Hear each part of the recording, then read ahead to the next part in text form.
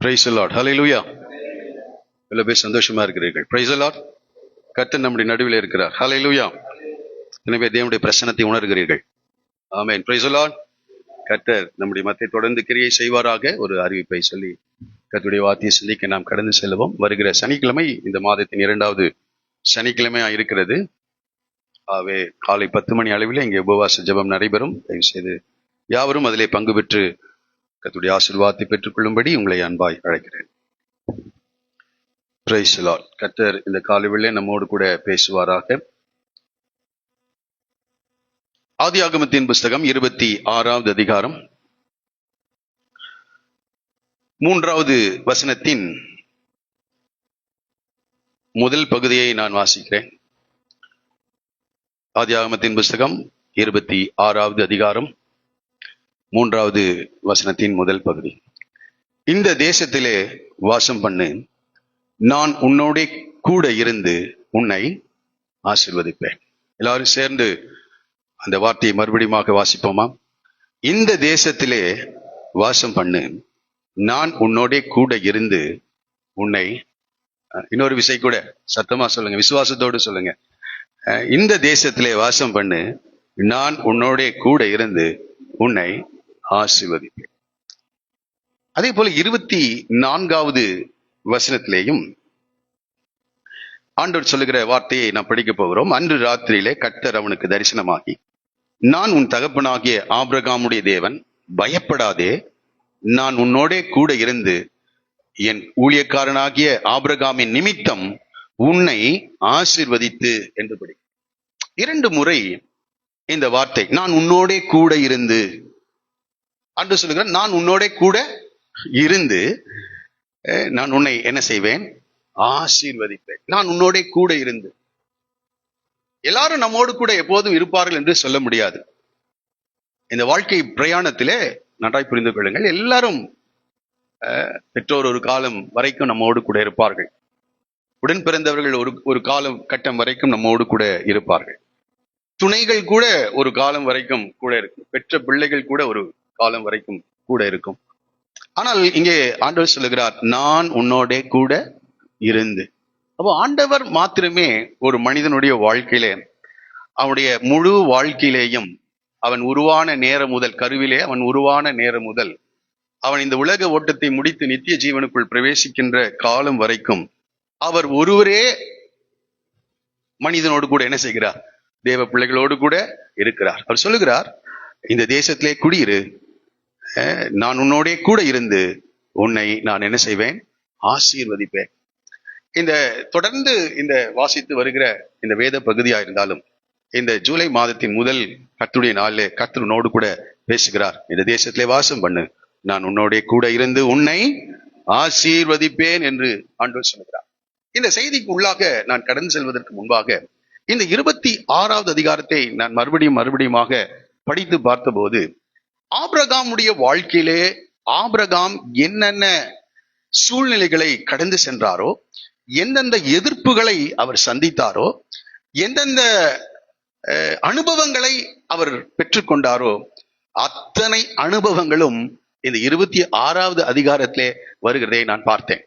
பல்வேறு சூழ்நிலைகளின் வழியாக ஆபிரகாமை நடத்தி தேவன் ஆபிரகாமை ஒரு பூரணமான மனிதனாக அவர் உருவாக்குகிறார். அனுபவங்களே ஒரு மனிதனை உருவாக்குகிறது. எந்த அனுபவம் இல்லை, எல்லாம் ரொம்ப சேஃபா இருக்கும்போது ஒரு மனிதன் கற்றுக்கொள்வதில்லை. எதிர்ப்புகளும் போராட்டங்களும் எதிரான சூழ்நிலைகளுமே ஒரு மனிதனை உருவாக்குகிறதாக இருக்கிறது. ஒரு தங்கம் எடுத்துக்கொண்டால், கோல்டை எடுத்துக்கொண்டா, அது விலையேற பெற்றதா எப்பொழுது மாறுகிறது என்றால், எப்ப மாறுது? அது அக்கினிக்குள்ளாக கடந்து சென்று அது சுத்திகரிக்கப்பட்டு அது என்ன செய்கிறது? தங்கமாக விலையேற பெற்றதாக மாறுகிறது. அதே போல ஆபிரகாமுடைய வாழ்க்கையிலே பல்வேறு சூழ்நிலைகளின் வழியாக அவனை ஆண்டவர் வழி நடத்துகிறான். அந்த சூழ்நிலைகளின் மூலமாக சில தவறுகள் அவன் செய்கிறான்.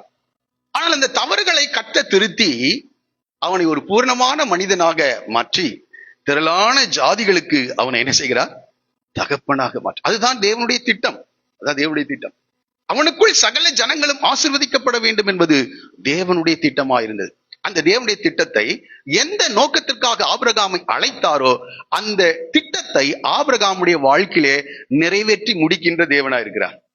நம்முடைய வாழ்க்கையிலே நற்கிரியைகளை தொடங்கின தேவன் அதை கிறிஸ்துவின் நாள் வரைக்கும் முடிய நடத்துவாராம். Price the Lord. கொஞ்சம் நீங்க ஒப்பு கொடுத்துட்டீங்கன்னா போதும்.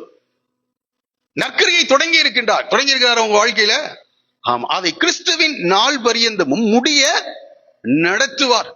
முடிய நடத்தி நம்மை பூரணராக்கி அவருடைய ராஜ்யத்திலே அவர் சேர்க்கிறவராக இருக்கிறார். இந்த 26ஆம் அதிகாரம் நான் ஆரம்பத்திலே நான் எப்போதும் படித்து பார்த்து கொண்டிருந்தேன்.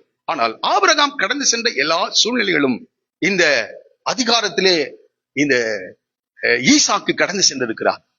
அதை நான் பார்த்தபோது அந்த சூழ்நிலைகளில் இருந்து இந்த வார்த்தைகளை ஈசாக்கோடு கூட ஆண்டவர் பேசுகிறார். ஆகவே சில நிமிடங்கள் ஆபிரகாம் வாழ்க்கையிலும் இந்த ஈசாக்கு கடந்து சென்ற அதே சூழ்நிலையிலும் நடைபெற்ற சில காரியங்களை ஒற்றுமையாக இருக்கின்ற காரியங்களை உங்களுக்கு முன்பாக நான் வைக்க விரும்புகிறேன். முதலாவதாக, ஆபிரகாமோடு கூட தேவன் உடன்படிக்கை செய்திருந்தார். அந்த உடன்படிக்கையின் தொடர்ச்சி தான் யாரு? ஈசாக். ஆபிரகாமுடைய லைஃப் டைம் முடிஞ்சிருச்சு.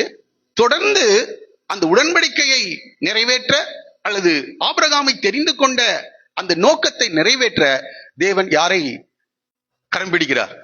ஈசாக்கை கரம். அப்போ நான் இதை புரிந்து கொண்டேன். எப்படி? முற்பிதாக்கள் நமக்கு முன்பாக ஓடின பரிசுத்தவான்கள், அவர்களை ஒரு காலத்திலே கரம் பிடித்து வழிநடத்தி அவர்களுக்கு தேவன் சொன்ன வாக்குத்தத்தங்கள், தேவனுடைய திட்டங்களை அவருடைய வாழ்க்கையை நிறைவேற்றி அதன் தொடர்ச்சியாக தான் நீங்களும் நான் இங்க என்ன செஞ்சிட்டு இருக்கோம்? உட்கார்ந்து கொண்டு இருக்கிறோம். ஒருவேளை உங்களுடைய பெற்றோர் ரட்சிக்கப்படாமல் இருக்கலாம். ஆனால் விசுவாச மார்க்கத்தார் எவர்களோ அவர்கள் எல்லாரும், சத்தமே வர மாட்டேங்குது, ஆபிரகாமுடைய பிள்ளைகளாக நாம் காணப்படும். விசுவாச மார்க்கத்தார் எல்லாம் ஆபிரகாமிலே தொடங்கின அந்த தேவனுடைய திட்டம் கிறிஸ்துவின் மூலமாக இன்றைக்கு புறஜாதிகளுடைய வாழ்க்கையிலேயும் நிறைவேறி கொண்டிருக்கிறது. ஆகவே எனக்கு இப்படிப்பட்ட ஆபிரகாம் என்ற தகப்பன் மாம்சத்தின்படி இல்லைன்னு நினைச்சிடாதீங்க. கிறிஸ்துவை விசுவாசிக்கிற ஒவ்வொருவருக்கும் இந்த சத்தியங்கள் நம்முடைய வாழ்க்கையில் அனுபவமாக்கப்படுகிறதா இருக்கு. ஆகவே தேவன் ஆபிரகாமோடு கூட செய்த உடன்படிக்கை வாக்குத்தத்தங்கள் அந்த ஈசாக்குடைய வாழ்க்கையை நிறைவேறுவதை நாம் பார்க்க முடியும். அடுத்ததாக இந்த ஆதியாகமத்தின் புத்தகம் 12வது அதிகாரத்திலிருந்து ஆபிரகாம் சந்தித்த சூழ்நிலைகள் எப்படி இந்த ஈசாக்கு சந்திக்கிறார் என்று சொல்ல விரும்புகிறேன். முதலாவதாக ஆதியாகமம் 12வது அதிகாரத்திலே ஆண்டவர் சொல்லுகிறார், நான் உனக்கு நீ உன் இனத்தையும் உன் தேசத்தையும் உன் தகப்பன் வீட்டையும் விட்டு நான் காண்பிக்கும் தேசத்துக்கு என்ன செய் போ என்று. நான் காண்பிக்கும் தேசத்துக்கு போ. ஊர் என்ற கல்தேர் பட்டணத்துல ஆபிரகாம் ரொம்ப நல்லாதான் வாழ்ந்துட்டு இருந்தார். அவருக்கு எந்த ஒரு குறைவும் அங்க இருந்திருக்கிறதுக்கு வாய்ப்பு இல்லை. குறைவு இருந்ததினால் அவர் புறப்பட்டு கானான் தேசத்துக்கு வரல. தேவனுடைய வார்த்தையை முன்னிட்டு அவர் என்ன செய்கிறார்? கடந்து வருகிறார். அப்போ ஆண்டவர் நான் காண்பிக்கும் தேசத்துக்கு போ என்றார். அப்புறம் அந்த தேசத்துக்கு கடந்து வந்தபோது நான் நினைக்கிறேன் 7வது வசனம் நினைக்கிறேன், இந்த தேசத்தை உன் சந்ததிக்கு என்ன செய்யறான்றாரு. ஆமா, ஏறக்குறைய 1400 கிலோமீட்டர் அவன் கடந்து வந்த பிறகு திடீரென்று சொல்லுகிறார், இந்த தேசத்தை என்ன செய்கிறேன் நான் உன்னுடைய சந்ததிக்கு தருக. அதே போல இந்த 26ஆம் அதிகாரத்துல ஆண்டவர் சொல்றாரு பாருங்க, இந்த தேசத்தில் வாசம் பண்ணு. என்ன சொல்றாரு? இந்த தேசத்தில் வாசம் பண்ணு என்று சொல்றாரு. அப்போ நான் இதை புரிந்து கொள்கிறேன். மனுஷ ஜாதியான சகல ஜனங்களையும் அவர் ஒரே ரத்தத்தினாலே தோன்ற பண்ணி முன் தீர்மானிக்கப்பட்ட காலங்களையும் முடிங்கள குடியிருப்பின் எல்லைகளையும் ஆண்டவர் தான் என்ன செய்கிறாரு? அவர் நிறைவேற்றுகிறவராக இருக்கிறார். அப்போ ஆபிரகாமை சரியாய் நடத்தி வந்தார். அதே போல இப்போ யாரை நடத்திட்டு இருக்கிறாரு? இந்த தேசத்திலே குடியிரு. ஆண்டவர் அதை சொல்லுகிற தேவனா இருக்கிறார். சரி, இருக்கட்டும். அடுத்ததாக இந்த தேசத்திலே இந்த ஈசாக்கு குடியிருக்கிறார். ஆபிரகாம் இந்த இடத்துல கேராரூர் என்ற இடத்திலே இந்த ஈசாக்கு குடியிருக்கிறார். இதே இடத்திலே 75 ஆண்டுகளுக்கு முன்பாக, சுமார் 75 ஆண்டுகளுக்கு முன்பாக ஆபிரகாமும் என்ன செஞ்சிருக்கிறாரு? குடியிருந்திருக்கார். அதை 20வது அதிகாரத்திலும் 21வது அதிகாரத்திலும் இந்த கேரார் என்று சொல்லப்பட்ட இடத்திலே இதே ஆபிரகாம் என்ன செய்திருக்கிறாருங்க? குடியிருக்கிறார். அந்த இடத்திலே அவர் குடியிருக்கும் போது அவர் எதிர்கொண்ட சூழ்நிலை என்னன்னா, அங்க இருக்கிற ஜனங்கள் நிமித்தம் அவர் பயந்து தன் மனைவி என்ன செய்யறாரு? சகோதரின்னு என்ன செய்யறாரு?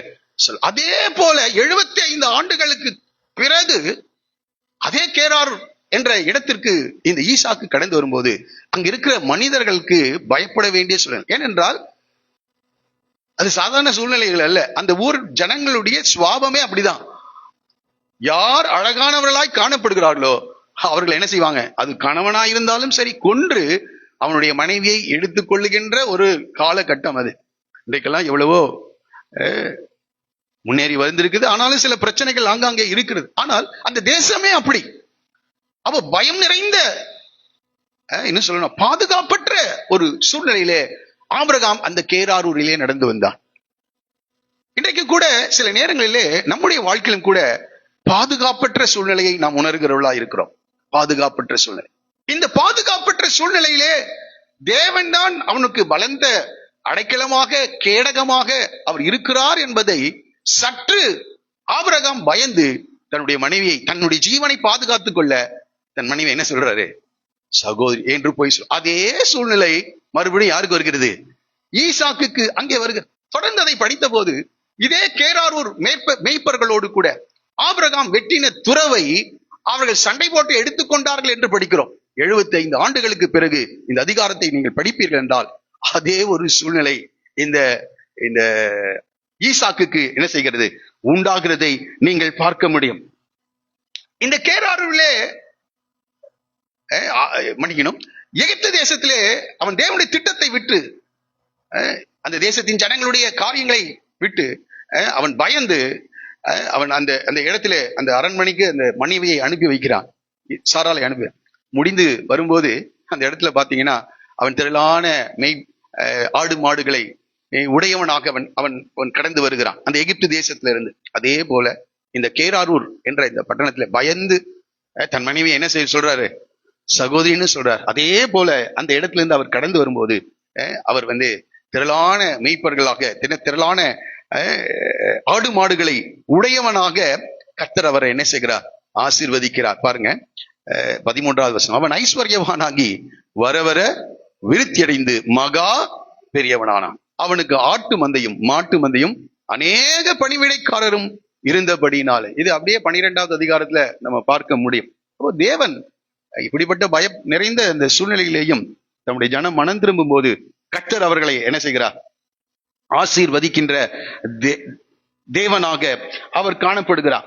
அதே போல இந்த அதிகாரத்துல ஈசாக்கு துறவை தோண்டுகிறான். அங்கே வாக்குவாதங்கள், சண்டைகள் என்ன செய்கிறது, ஏற்படுகிறது.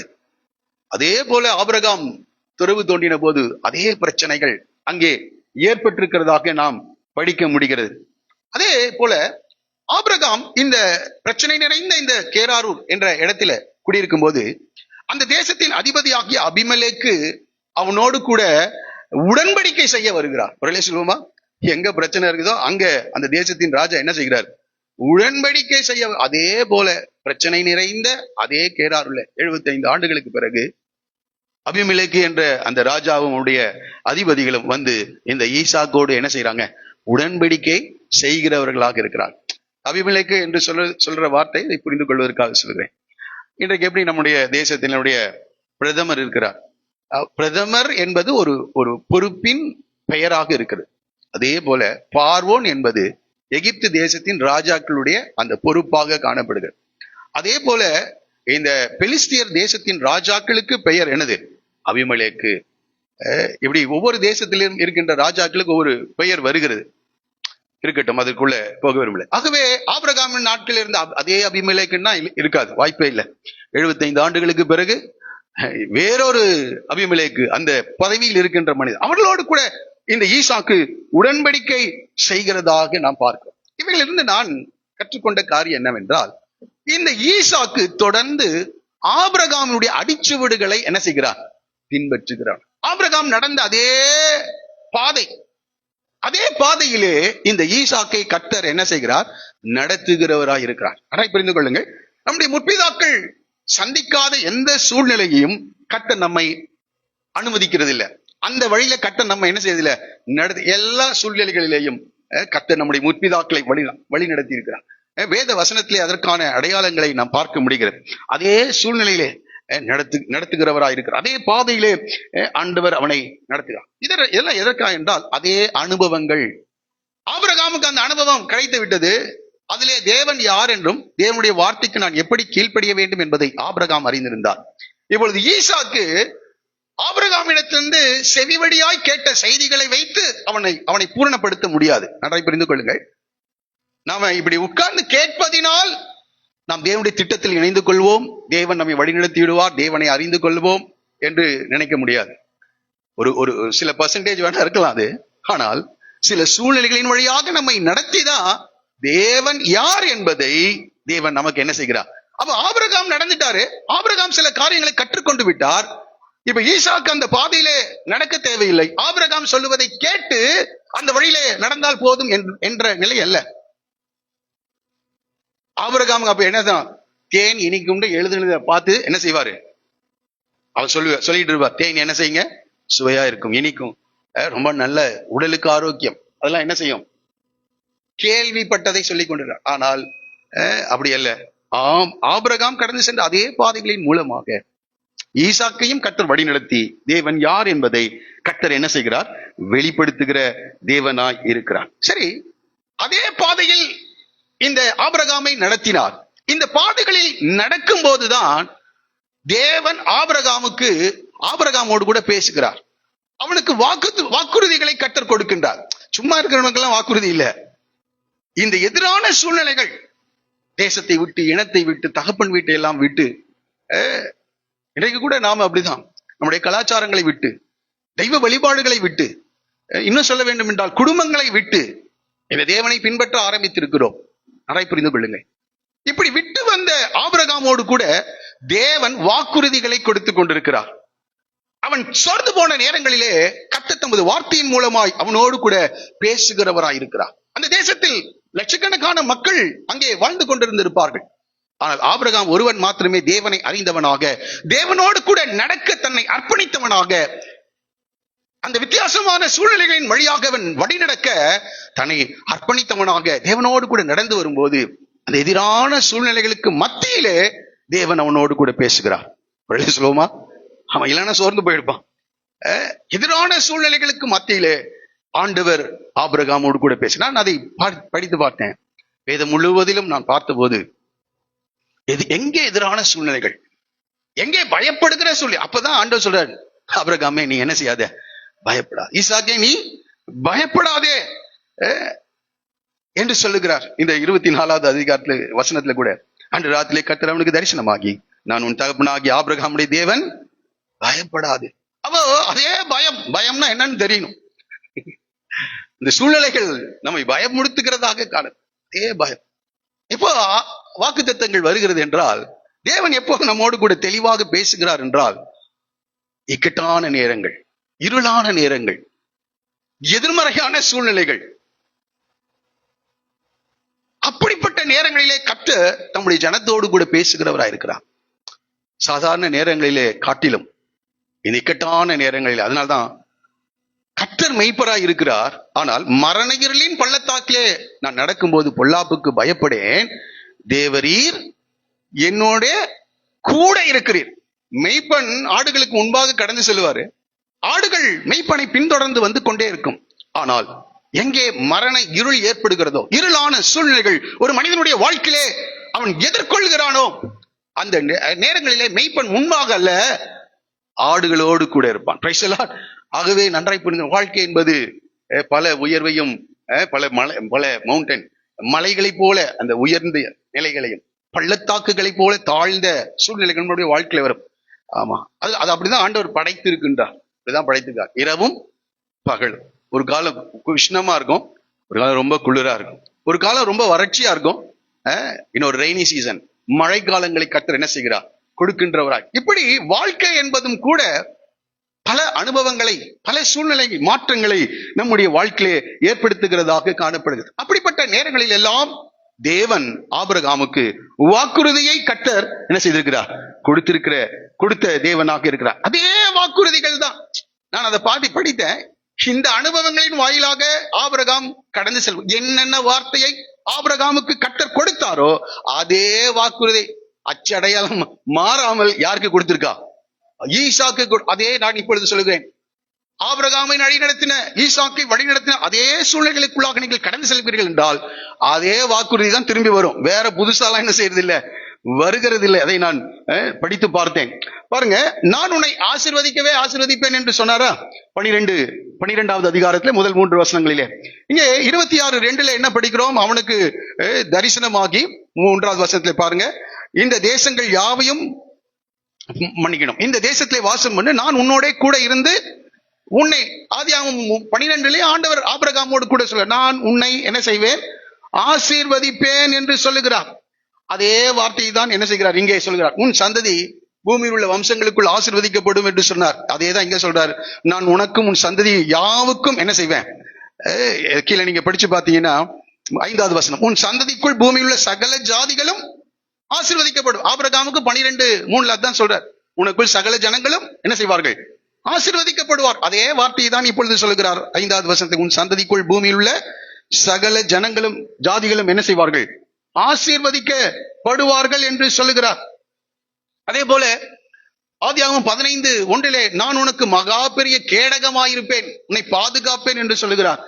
இந்த 26-24 அந்த கேடகம் என்ற வார்த்தை தான் அங்கே வரல. நான் உன் தகப்பனாகிய ஆபிரகாமுடைய தேவன், பயப்படாதே, நான் உன்னோட கூட இருந்து என்று சொல்லுகிறார். அப்போ தேவன் நம்மை, அதே 15 ஆபிரகாம் பயந்த நிலை, ஒரு இக்கட்டான நிலையில இருக்கான். எப்போ இந்த கெதர்லா கோமேரும் மற்ற ராஜாக்களும் அவனை தாக்குவார் என்று தெரியாத சூழ்நிலையில் அவன் இருக்கும் போது கர்த்தர் சொல்றாரு, நான் உனக்கு மகா பெரிய கேடகமாக இருக்கிறேன். அதே ஒரு பயந்த சூழ்நிலையில் ஆண்டவர் இங்கே சொல்ற, உன் தகப்பனாகிய ஆபிரகாமுடைய தேவன் என்ன செய்யாத, பயப்படாதே என்று ஆண்டவர் சொல்லுகிறார். இப்படி நீங்கள் படித்து பார்ப்பீர்கள் என்றால் ஆபிரகாம் எந்தெந்த சூழ்நிலையிலே எந்தெந்த அனுபவங்களின் வாயிலாக கடந்து சென்றாரோ அப்பொழுதெல்லாம் ஆபிரகாமுக்கு என்னென்ன வாக்குறுதிகளை கர்த்தர் கொடுத்தாரோ அதே வாக்குறுதிகளை யாருக்கும் கொடுக்கிறார், ஈசாக்குக்கும் கர்த்தர் என்ன செய்கிறார், கொடுக்கிறார். ஏனென்றால் அந்த வழியா அவன் என்ன செஞ்சாகணும், கடந்து செல்ல வேண்டும். ஆகவே தேவனை சார்ந்து தேவனை மாத்திரம் விசுவாசித்து அவள் எல்லாரும் ஓடி தங்களுடைய ஓட்டத்தை என்ன செய்தாங்க, வெற்றிகரமாக ஓடி முடித்திருக்காங்க. அதனால்தான் எபிரேயர் 12:1 சொல்கிறது, மேகம் போன்ற இத்தனை திரளான சாட்சிகள் நம்மை சூழ்ந்திருக்க பாரமான யாவையும். அந்த வசனத்தை வாசிக்கலாமா? எபிரேயர் 12.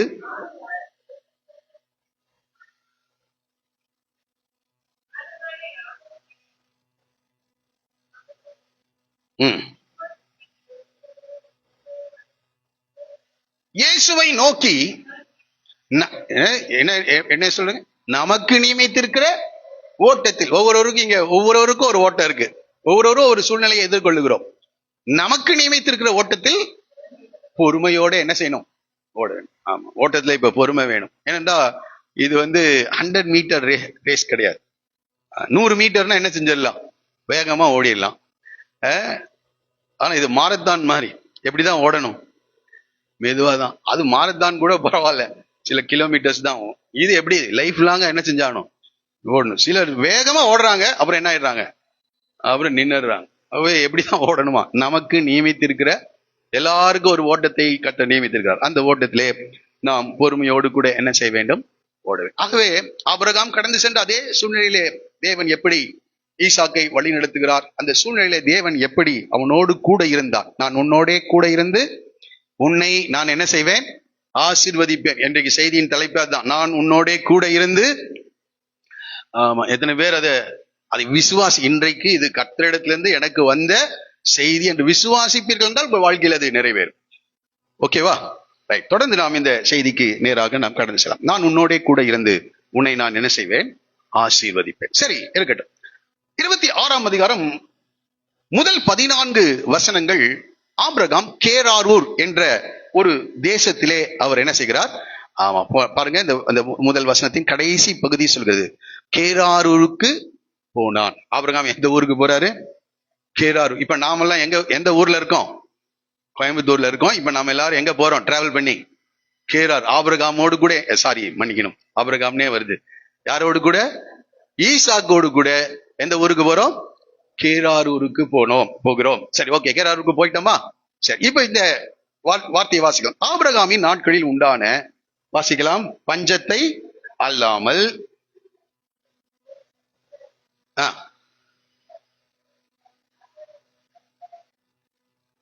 சரி, கேராரூருக்கு போனாரா இந்த ஈசாக்கு? அப்ப எந்த ஊர்ல இருந்து எந்த ஊருக்கு போனார் அப்படின்னா 25ஆம் அதிகாரம் 11வது வசனத்துல அவர் எங்க இருக்கிறாருன்னு பாருங்க.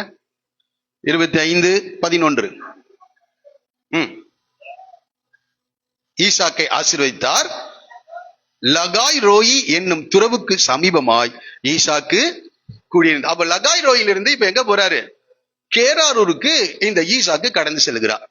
இப்ப நாம கோயம்புத்தூர்ல இருந்து எங்க போறோம்? கேராரூருக்கு போறோம். சரி, ஓகே. இந்த பயணத்துல ஆபிரகாமின் ஏன் அவர் கேராரூருக்கு போகிறார்? அதான் மிக முக்கியம். ஏன் கேராரூருக்கு போகிறார் என்றால், ஆபிரகாமின் நாட்களில் உண்டான பஞ்சத்தை அல்லாமல் பின்னும் ஒரு பஞ்சம் தேசத்தில் உண்டான. அப்போ ஆபிரகாமும் பஞ்சத்தை என்ன செஞ்சிருக்கிறார்? எதிர்கொண்டிருக்கிறார். இங்க இருக்கிற நாம யாருமே என்ன செய்யல, இந்த அனுபவத்தை, கொள்ளை நோயை பார்த்துட்டோம், கொள்ளை நோயை கடந்து சென்றோமா, எதிர்கொண்டிருக்கிறோம். யுத்தங்களை பார்த்தோமான்னு கூட தெரியல. யுத்தங்களை, தேசங்களுக்குள் வருகிற யுத்தங்கள், அதை பார்த்திருப்போம்னு ஒரு சிலர் இருக்கலாம். ஆனால் பஞ்சத்தை பார்த்தவர்கள் இருப்பார்களா எனக்கு தெரியல. ஆனால் ஆபிரகாம் பஞ்சத்தை எதிர்கொண்டார். அது ரொம்ப கடினமான காரியம். ஆபிரகாம் தேவன் காண்பித்த அந்த தேசத்துக்கு கடந்து சென்ற உடனே, இந்த தேசத்தை நான் உன் சந்ததிக்கு கொடுப்பேன் என்று சொன்னார். உடனே அந்த தேசத்தில் என்ன வந்துச்சு?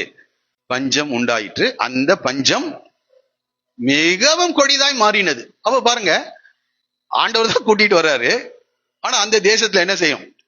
பஞ்சம். ஆண்டவர் கூட இருக்கிறாரு. ஆண்டவருடைய திட்டத்தின்படி தான் நடந்திருக்கிறோம். ஊரென்ற கல்தேர் பண்ணது அவரா வரல, யார் தான் நடத்திட்டு வர்றா? அப்ப தேவன் நடத்துகிற இடத்துல பஞ்சம் வரலாமா? நிறைய பேரு இது ஒரு கொஸ்டின். ஆமா, இவருக்கு தேவையில்லாம அந்த தேசத்தை விட்டு என்ன செஞ்சிருக்கிறாரு? இந்த இடத்துல தேவ சித்தம் இல்லாமல் இந்த காரியம் எல்லாம் என்ன செஞ்சிருச்சு, நடந்துருச்சு அப்படின்னு நினைப்போம். இல்ல, தேவன் தான் நடத்துகிறார். தேவனால் அழைக்கப்பட்டவர்கள், தேவனால் தெரிந்து கொள்ளப்பட்டவர்கள், தேவன் ஒரு பெரிய திட்டத்தை எவனுடைய வாழ்க்கையிலே நிறைவேற்ற விரும்புகிறாரோ அவருடைய வாழ்க்கையில அவருடைய தீர்மானத்தின்படி அழைக்கப்பட்டுள்ளாய். தேவனிடத்தில் அன்பு கூறுகிறவர்களுக்கு பஞ்சமும் நன்மைக்கு ஏதுவாக. எவ்வளவு பேர் இதை ஏற்றுக்கொள்வீங்க எனக்கு தெரியாது. அது பஞ்சமானாலும் சரி, அது யுத்தமானாலும் சரி, இது இழப்புகளானாலும் சரி, யோபுக்கு ஏற்பட்டது போல எல்லாமே இழந்து போனாலும் அதுல தேவ திட்டம் ஒன்று இருக்கிறது. பிரைஸ்லாக எத்தனை பேர் இதை விசுவாசிக்கிறீங்க? ஆமா, இது தேவனுடைய வார்த்தையாய். அப்ப தேவனுடைய திட்டத்தின்படிதான் வந்தா. நம்ம ஆட்கள் என்ன சொல்றாங்க? அது ஆண்டவர கிட்ட வந்துட்டா அது மேல மேல என்ன செய்யணும்? போயிட்டே இருக்கு. ஆசீர்வாதத்துக்கு மேல் ஆசீர்வாதம் அதெல்லாம் வரும். ஆனால் ஆவிக்குரிய அனுபவங்களை தேவன் யார் என்று ஒரு மனிதனுக்கு கற்றுக் கொடுப்பதற்கு சில பஞ்சங்களை கர்த்தர் என்ன செய்கிறார்? அனுப்புகிறார். அது ஒருவேளை பொருளாதார குறைவா இருக்கலாம். இன்றைக்கு பஞ்சம் வரல, ஆனா என்ன வருகிறது? பொருளாதார குறைவு வருகிறது. சாப்பாட்டுக்கே என்னதுங்க பிரச்சனை, வாடகை கொடுக்க முடியாத பிரச்சனை, பிள்ளைகளுக்கு ஸ்கூல் ஃபீஸ் கட்ட முடியாத பிரச்சனை, குறைவுகள். ஆமா, பொருளாதார குறைவுகள். இதை தேவன் தம்முடைய பரிசுத்தவான்களுடைய வாழ்க்கையிலே தேவன் என்ன செய்கிறார்? அனுமதிக்கிறார். தேவனை தேடாதவர்களுக்கும் அது வருது. இப்ப பஞ்சம்னா ஆபிரகாமுக்கு மட்டும்தான் வந்திருக்குன்றீங்களா? ஈசாக்குக்கு மட்டும்தான் அந்த ஊர்ல, அந்த ஊர் தேசத்திலேயே என்னதான் வருது? பஞ்சம்தான். அதுல யாரும் பாதிக்கப்படுறா? இந்த ஈசாக்கு ஆனால் அந்த தேசத்தின் ஜனங்கள் தங்களுக்கு தோன்றினபடி அந்த பஞ்சத்தை எதிர்கொள்ளுகிறார்கள். ஆனால் இந்த ஈசாக்கு தேவனை அறிந்தபடியினால் அந்த பஞ்சத்திலிருந்து தான் என்ன கற்றுக்கொள்ள வேண்டும் என்பதை என்ன செய்யறான்? அவன் புரிந்து கொள்கிறான். அதனாலதான் 55ஆம் சங்கீதத்தை நம்ம படிக்கும் போது அங்க ஒரு இக்கட்டான சூழ்நிலை தாவீதுக்கு. அவன் சொல்லுகிறான், நான் புறாவை போல சிறகுகள் இருந்தால் பறந்து போய் என்ன செஞ்சிருவேன். அவன் அந்த சூழ்நிலையை விட்டு வெளியே ஓடவில்லை, ஓட விரும்புகிறார். ஆனால் அந்த சூழ்நிலைகளுக்குள்ளாக தேவன் நமக்கு சில காரியங்களை கற்றுக் கொடுக்க விரும்புகிறார். அந்த சூழ்நிலைகளுக்குள்ளாக கடந்து செல்லும் போது அந்த பஞ்சத்தை எவ்வாறு அவன் எதிர்கொண்டான், எவ்வாறு அந்த பஞ்சத்திலிருந்து ஒரு பெரிய அந்த வசனத்தை நான் வாசிக்க விரும்புகிறேன். 12வது அந்த கேராரூரில் நடந்த கடைசியான காரியம் என்னன்னா, 12வது வசனம், ஈசாக்கு அந்த தேசத்தில் விதை விதித்தான், கர்த்தர் அவனை ஆசீர்வதித்தனால் அந்த வருஷத்தில் 100 மடங்கு அவன் ஐஸ்வர்யவானாகி வர வர. ஆமா, அடுத்தது அவனுக்கு ஆட்டு மந்தையும் மாட்டு மந்தையும் அநேகம். போதும். எப்படி ஆரம்பிக்கிறாருங்க? பஞ்சத்துல என்ன செய்யறாரு? ஆரம்பிக்கிறார். ஆனால் முடிவு எப்படி இருக்கிறது? சம்பூர்ணமாக இருக்கிறது. பஞ்சத்துலதான் ஆரம்பி. அதுதான் நான் சொல்ல வருகிற காரியம். தேவனுடைய பிள்ளைகளுடைய வாழ்க்கையிலே தேவனால் நடத்தப்படும் போது ஆரம்பத்திலே குறைவுகள் ஏற்படலாம். ஆனால் அதை தேவனோடு கூட அதை எதிர்கொள்வோம் என்றால் தேவன் முடிவிலே அந்த பஞ்சத்தை நீக்கி என்னவா மாத்துறாரு? அதனை ஆசீர்வாதமாக மாற்றுகிறார். அதனால்தான் அந்த வசனம் சொல்லுது, அவரிடத்தில் அன்பு கூறுவளாய் அன்றியும் அவருடைய தீர்மானத்தின்படி அழைக்கப்பட்டு அவரிடத்தில் அன்பு கூறுவளுக்கு சகலமும் ஆண்டவர் அனுமதிப்பார் என்றால் அது நன்மைக்கு ஏதுவாதான் இருக்கும். அதனாலதான் யோசேப்பு சொல்ற, நீங்களோ எனக்கு தீமை செய்ய நினைத்தீர்கள், தேவனோ அதை. ஒருவேளை ஆரம்ப காலங்களிலே யோசேப்புடைய வாழ்க்கை எல்லாமே தீமையா இருந்தது, எல்லாமே தீமை, எல்லாமே டவுன்ஃபால் தான். கொஞ்சம் ஜான் ஏர்னா முளம் என்ன செய்யுது? சறுக்கிறது. ஆனால் முடிவிலே அது விளங்கினது. புரிந்து கொள். ஆகவே இந்த இடத்திலும் கூட ஆரம்பத்தில் எப்படிதான் துவங்குறாரு? ரொம்ப பஞ்சத்திலும், பொருளாதார குறைவு, திரளான ஆடு மாடுகள் வேலைக்காரர்களா இருக்காங்க, அவளுக்கு போதிய உணவு இல்லை. இவனுடைய வாழ்க்கை அப்படி இருக்கலாம். இந்த செய்தியை சரியாய் கேளுங்க, எப்படி அதை எதிர்கொண்டார். Right, okay. அடுத்ததாக அவன் பாருங்க, அந்த பஞ்சத்தின் நிமித்தம் பெலிஸ்தருடைய ராஜாவாகிய அபிமெலேக்கு இடத்திற்கு கேராரூருக்கு போனான். கர்த்தர் அவனுக்கு தரிசனமாகி, நன்றாய் புரிந்து கொள்ளுங்கள், எல்லாரும் பஞ்சத்தை எதிர்கொள்ளுகிறார்கள். ஈசாக்கு பஞ்சத்தை எதிர்கொள்ளும் போது கர்த்தர் அவனுக்கு தரிசனமாகி, சும்மா தரிசனம், ஒரு மனிதனோடு கூட கர்த்தர் பேசுகிறது இல்லை. நீங்கள் அவரை தேடினால் அவர் உங்களுக்கு, இப்ப பாருங்க, பஞ்சம் வருகிறது, மற்றவங்க எல்லாம் ஆண்டவரை தேடல, ஆனால் ஆபிரகாம் கர்த்தரை தேடினான். நீங்கள் முழு இதயத்தோடும் என்னை தேடுவீர்கள் என்றால் என்னை தேடுகையில் நீங்கள் என்னை நோக்கி கூப்பிடு என்று சொல்லுகிறார். இன்றைக்கு அநேகர் பொருளாதார குறைவுகள் வரும்போது யாரை தேடுறதை விட்டுட்டு ஆண்டவரை தேடுவதை விட்டுவிட்டு மனிதர்களை தேட ஆரம்பிக்கின்றார்கள். நன்றாய் புரிந்து கொள்ளுங்கள். சூழ்நிலைகளை தேவன் எதற்காக நம்முடைய வாழ்க்கையை அனுமதிக்கின்றார் என்றால் நாம் தேவனை நோக்கி கூப்பிடும்படியாக அவைகளை அனுமதிக்கின்றார். நாம மற்றவர்களை நோக்கி கூப்பிடுகிறோம், மனிதர்களை நோக்கி கூப்பிடுகிறோம். அந்த ஒரு பரிசுத்தமான வாழ்க்கையில அது நடைபெறுவதற்கு காரணமே, நான் சொன்னேன் கடந்த வாரத்துல, பிள்ளைகள் ஒன்றோடு ஒன்று மோதி கொண்டிருந்தது. நாமளா வந்து என்ன செய்வோம்? உடனடியாக டாக்டருடைய ஆலோசனை கேட்க என்ன செஞ்சிடும்? போயிடும். டாக்டருடைய ஆலோசனை கேட்க கூடாது நான் சொல்லல, அவராய் புரிந்து கொள்ள வேண்டாம். உடனடியாக என்ன சொல்லுவாங்க? அந்த பிள்ளை இப்படி இருந்ததுன்னா அவ்வளவுதான், அவளே சொல்றான், இப்படி ஆனால் எனக்கு எப்படி ஆகுமோ? உடனே அவன் சொல்லிருப்பான், ஐயோ இது ரொம்ப மோசங்க, பல ஆலோசனைகள் வந்திருக்கும், இந்த குழந்தையை என்ன செஞ்சிருங்க, அழித்து விடுங்கள் கூட என்ன செஞ்சிருக்கலாம், சொல்லியிருக்கலாம். ஆனால் அவள் கர்த்தரிடத்தில் விசாரித்தாள். அப்போ ஒரு எதிர்மறையான சூழ்நிலைகளை தேவன் எதற்கு அனுமதிக்கிறார் என்றால் நீ தேவனிடத்தில் விசாரிக்க வர வேண்டும் என்பதற்காக. எனக்கு அநேகர் என்ன செய்யறதே இல்ல, எவ்வளவு சூழ்நிலை வந்தாலும் ஆண்டவரிடத்தில் விசாரிக்கிறது இல்ல, மனிதர்களிடத்தில் விசாரிக்கிறாங்க. அந்த துறையிலே அனுபவம் வாய்ந்தவரிடத்தில் விசாரிக்கிறார்கள், ஆனால் தேவனிடத்தில் என்ன செய்யறது இல்ல, விசாரிக்க. இங்கே இந்த ஈசாக்கோடு கூட கர்த்தர் பேச ஆரம்பிக்கிறார். கர்த்தர் தரிசனமாகி, யார் ஒரு மனிதன் எதிர்மறையான சூழ்நிலை தேவனை மாத்திரம் தேடுகிறானோ அந்த மனிதனோடு கூட கர்த்தர் பேசுவார். அந்த தேசத்தில் எல்லாரும் பஞ்சத்தை எதிர்கொண்டார்கள். அவங்க சொல்லியிருப்பாங்க, இது சீதோஷ்ண நிலையில ஏற்பட்ட காரியம், வேற எதற்கு அநேக காரணங்கள் சொல்லலாம். ஆனால் ஈசாக்குக்கு தெரியும், என்னை பயிற்றுவிக்கும்படியாக தேவன் இந்த பஞ்சத்தை என்ன செய்திருக்கிறார், ஏற்படுத்தி இருக்கிறார். ஆகவே அவன் சொல்லுகிறான், கர்த்தர் அவனுக்கு தரிசனமா. அப்ப பாருங்க, அவர் தரிசனமாகி சொல்றார், இவருக்கு பல பிளான்ஸ் இருக்குது. எகிப்து என்ற தேசம் இருக்குது பக்கத்துலயே கீழே, அந்த தேசத்துக்கு போயிட்டா இந்த அனுபவமே எனக்கு செய்யாது, வராது. அங்க நைல் நதி இருக்கிறது, வற்றாத நீரூற்று, அங்க போயிட்டா இந்த பிரச்சனையே தீர்ந்துடும். அவருடைய மனதில என்ன வந்திருக்கும், எல்லாரும் எங்கதான் பை தூக்கிட்டு போயிருப்பாங்க, எகிப்துக்கு. நடை புரிந்து கொள்ளுங்கள், மற்றவர்களை நடத்துகிறதற்கும் நம்மை நடத்துகிறதற்கும் வித்தியாசம் இருக்குது. மற்றவர்கள் நைல் நதியில எகிப்து தேசத்துக்கு போய் பிழைப்ப நடத்துவாங்க, நம்ம பஞ்ச தேசத்திலே கர்த்தர் நம்மை ஆசீர்வதிப்பார். நடை புரிந்து கொள்ளுங்கள். எங்கே பஞ்சம் நடைபெற்றுக் கொண்டிருக்கிறதோ, எங்கே சூழ்நிலைகள் எதிராக காணப்படுகிறதோ அந்த தேசத்திலே நீ குடியிருந்து என்று சொல்லுகிறார். எல்லாம் எதிராக தான் இருக்கும். அப்போ ஈசாக்க பார்த்து மற்றவங்க என்ன சொல்லுவாங்க, எல்லாரும் எகிப்துக்கு போறோம், நீ வரலையான்னு கேட்டிருப்பாங்க. இவர் என்ன சொல்லியிருப்பாரு, அவர் ஆண்டவர் சொல்றாரு, கர்த்தர் அவனுக்கு தரிசனமாகி எகிப்துக்கு போகாமல்.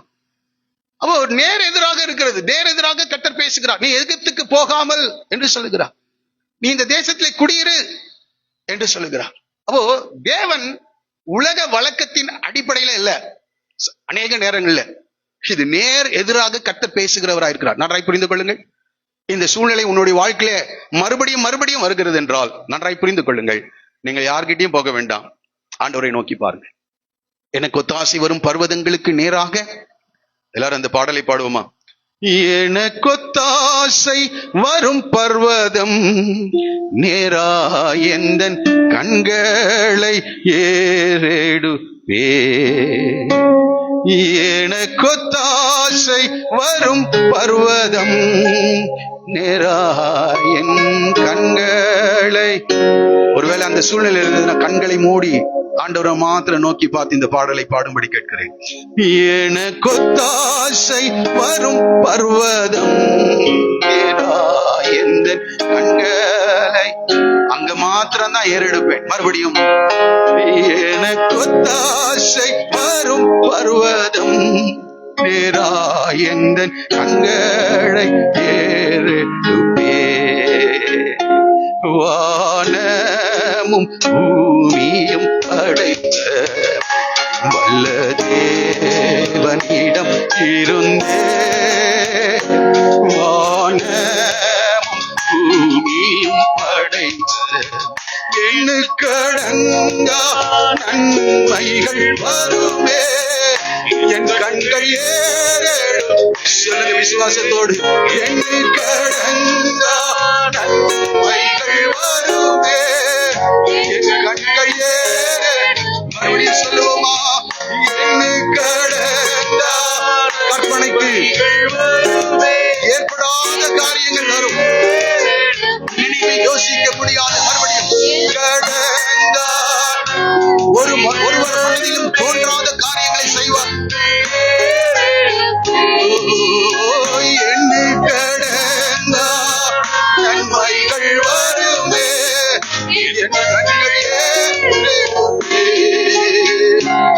எனக்கொத்தா செய்வார் வருவார்.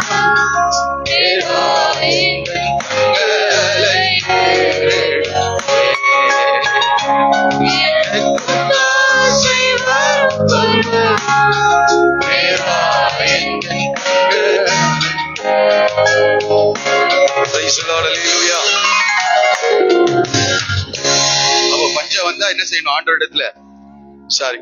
ஆனா எண்ணங்கள் இருக்கிறது. எகிப்துக்கு போலான்ற எண்ணம் என்ன செய்யுது? இருக்குது. ஆனா ஆண்டவரிடத்துல கேட்கும் போது இந்த தேசத்துல என்ன செய். அப்போ ஆபிரகாமுக்கு ஒரு எல்லையை காண்பித்தார். அந்த தேசத்துல என்ன செய், நீ குடியிரு. 15ஆம் அதிகாரம் கடைசி வசனங்கள்ல அந்த தேசத்தின் எல்லையை கர்த்தர் காட்டியிருக்கிறார். அப்போ நாம தற்செயலா இந்த இடத்துல இருக்குல்ல, நாம் தேவனுடைய திட்டத்தின்படி சரி இருக்கட்டும், இந்த தேசத்திலே வாசம் பண்ணு. வாசிக்கலாம். நான் உன்னோட கூட இருந்து உன்னை. ஆண்டுடைய வார்த்தையின்படி இருந்தாதான் அவர் கூட இருப்பாரு. நாம பாட்டுக்கு வார்த்தையை விட்டுட்டு வேற எங்கேயாவது போயிட்டோன்னு வைங்க, அவர் கூட இருக்க மாட்டார். நன்றாய் புரிந்து கொள்ளுங்கள். நீங்கள் தேவனோடு கூட இருப்பது உண்மையானால் தேவனுடைய வார்த்தைக்கு கீழ்ப்படி. அந்த தேசத்துல என்ன இருக்குது? பஞ்சம் இருக்கு, குறைவுகள் இருக்கு. மற்றவர்களுக்கெல்லாம் நல்லா நிறைவா இருக்குது, எனக்கு குறைவா இருக்கு. ஆனா ஆண்டவரிடத்துல கேட்டா என்ன சொல்றாரு? இப்படியே இருன்றார். இப்படியே இரு, பரவாயில்ல, குறைவுதான் இரு, ஆனால் கர்த்தர் உன்னோடு கூட இருப்பார். அதை சூழ்நிலைகளை கர்த்தர் எப்படி மாற்றுகிறார் காண்பித்து கொடுக்கிறேன் பாருங்க. அது சொல்றாரு, உன்னோட கூட இருந்து உன்னை ஆசீர்வதிப்பேன், நான் உனக்கும் உன் சந்ததிக்கும் இந்த தேசங்கள் யாவையும் தந்து. எப்பா, மற்றவங்க எல்லாம் குடியிருப்பாங்க, அவன் பஞ்சம்னா என்ன செஞ்சிருவான்? எகிப்துக்கு போயிடுவான். ஆனா நான் இந்த தேசத்தை உனக்கு என்ன செய்யறேன்? புரியுதா? புரியலையா? அவங்களுக்கு அவங்க குடியிருப்பாங்க, சூழ்நிலை வந்தா என்ன செஞ்சிருவான்? ஓடிடுவான். அவனுக்கு இந்த தேசம் அல்ல. ஆனால் நீ வாக்குத்தத்தத்தின்படி அழைக்கப்பட்டவன், தேவ திட்டத்தை புரிந்து கொண்டு என்னோடு கூட செயல்பட்டால் இந்த தேசத்தை உனக்கு நான் என்ன செய்வேன்? தருவேன். புரியுதா? புரியலையா? நம்ம மேல தேவனுடைய ஒரு திட்டம் இருக்குது, தேவனுடைய நோக்கம் இருக்கு. ஆகவே என்னை உட்கார சொல்றாரு அங்க, இந்த தேசத்துல குடியிரு, இந்த தேசத்தை நான் தருவேன். கொஞ்சம் யோசிச்சு பாருங்க. இது கற்பனை பண்ண முடியுமா? ஈசாக்குனால பரதேசியா இருக்கான். ஆமா, இன்னொரு தேசத்துல இருந்து இந்த தேசத்துல இருந்து குடியிருக்கிறவர்களுக்கு தான் அது தெரியும். ஆமா, எந்த ஒரு உரிமைகளும் அவர்களுக்கு இல்லை. ஆனால் சொல்றார் ஆண்டவர், இந்த தேசத்துல குடியிரு. சூழ்நிலை வேற, பஞ்சமா இருக்கு, இந்த தேசத்துல குடியிரு, நான் இந்த தேசத்தை தருவேன். அந்த தேசத்தில் உள்ள ராஜாவுக்கு அந்த வாக்குறுதி இல்ல, யாருக்கு இருக்குது? ஈசாக்குக்கு இருக்கு. உன் சந்ததிக்கு இதை நான் என்ன செய்வேன்? தருவேன். சரி, ஓகே. உன் தகப்பனாகிய ஆபிரகாமுக்கு நான் இட்ட ஆணையை நிறைவேற்றுவேன். நான் ஏற்கனவே ஆணையிட்டுட்டேன். உடன்படிக்கையில என்ன செஞ்சிட்டேன்? ஆணையிட்டு இருக்கிறேன், அதை உன் வாழ்க்கையில நிறைவேற்றுவேன். அதே போல நம்முடைய முற்பிதாக்களோடு தேவன் ஆணையிட்டு இருக்கின்றார். அந்த ஆணையை உன் வாழ்க்கையில என்ன செய்வேன்? நிறைவேற்றுவேன். ஒருவேளை உங்களுடைய தகப்பன்மார் ரட்சிக்கப்படாம இருக்கலாம், ஆனால் நமக்கு முன்பாக ஓடின பரிசுத்தவான்களோடு தேவன் ஆணையிட்டதை இந்த ஜெனரேஷன்ல, இந்த சந்ததியிலே உன்னை குறித்து, உன்னை கொண்டு அல்லது அடுத்த சந்ததியிலே உன்னுடைய சந்ததிகளை கொண்டு தேவன் அதை என்ன செய்ய போகிறார்? நிறைவேற்ற போகிறார். நான் ஆணையிட்டதை நான் நிறைவேற்றுவேன். இப்போ அடுத்தது, இதை ஏன் நிறைவேற்றுகிறேன் என்றால், ஆபிரகாமின் சொல்லுக்கு கீழ்ப்படிந்து என் விதிகளையும் என் கற்பனைகளையும் என் நியமங்களையும் என் பிரமாணங்களையும் கை கொண்டபடியினால். அவர் என்ன செஞ்சாருங்க? அந்த வசனத்தை எல்லாரும் சேர்ந்து படிக்கலாமா? என் சொல்லுக்கு. அப்போ ஆண்டவர் பேசுறாரு ஆபிரகாம் கிட்ட. அப்போ சொல்லுக்கு கீழ்ப்படிந்தான். என்னதுங்க? சொல். ஒவ்வொரு சொல்லுக்கும் ஆபிரகாம் என்ன செஞ்சிருக்கிறாரு? அப்போ கீழ்ப்படிந்ததினால் தான் நான் உன்னை என்ன செய்ய சொல்றாரு. அவன் கீழ்ப்படிந்தபடியினால், நியமங்களையும் பிரமாணங்களையும் கை கொண்டபடியினால், கீழ்ப்படிந்தபடியினால் நான் உன் சந்ததியை ஆசீர்வதிப்பேன். அவன் கீழ்ப்படிந்தார். இது ரொம்ப கஷ்டமான காரியம். இது ஒரே ஒரு கீழ்ப்படிதல் மாத்திரல. நீ எழுந்து உன் இனத்தை, தேசத்தை, தகப்பன் வீட்டை விட்டு நான் காண்பிக்கும் தேசத்துக்கு போ அப்படின்னு சொல்ற. அந்த கீழ்ப்படிந்து வந்துட்டார். உடனே ஆசீர்வதிக்கல, தொடர்ந்து பேசிட்டார்கள். சொல்லுக்கு அடிக்கடி பிரச்சனைகள் வரும்போது ஆபிரகாம் கட்டளை நோக்கி கூப்பிடும் போது ஒவ்வொரு காரியத்தை செய்ய சொல்லிக் கொண்டே இருக்கிறார். என்ன சொல்றாரு? தேசத்தை விட்டு போன்னு சொன்னாரு. 1500 மைல்கள் கடந்து என்ன செஞ்சிருக்கான்? அவன் வந்திருக்கான். இந்த தேசத்தை தருவேன்றாரு. அந்த தேசத்துல அவர் குடியிருக்கிறார். அப்படியே எகிப்துக்கு போனாலும் திரும்பி எங்க வந்துடுறாரு? அந்த தேசத்துக்கு கடந்து வந்துடுறாரு, குடியிருக்கிறார். இப்படி குடியிருக்கும் போது 15ஆம் அதிகாரத்துக்கு வரும்போது ஆண்டவர் சொல்றாரு, ஒரு தேசத்தின் எல்லையை கட்டர் காட்டி நீ எழுந்து நடந்து திரி என்று சொல்லுகிறார். அந்த இடத்தை படிக்கலாமா?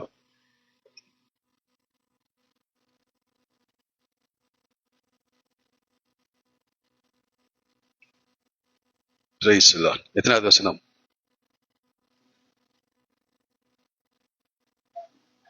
13-17. கரெக்ட், மன்னிக்கணும், 15 சொல்லிட்டேன். 13-17. நீ எழுந்து தேசத்தின் நீளமும் அகலமும் எம்மட்டோ அம்மட்டும் நடந்து.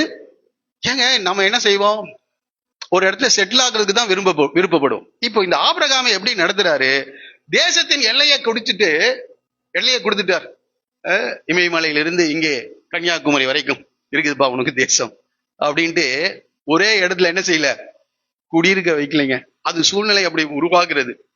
அந்த சூழ்நிலையில சொல்ற எம்மட்டுமோ அம்மட்டும் நடந்து திரி. ஒவ்வொரு சூழ்நிலை வரும்போது டென்ட் என்ன செய்யணும்?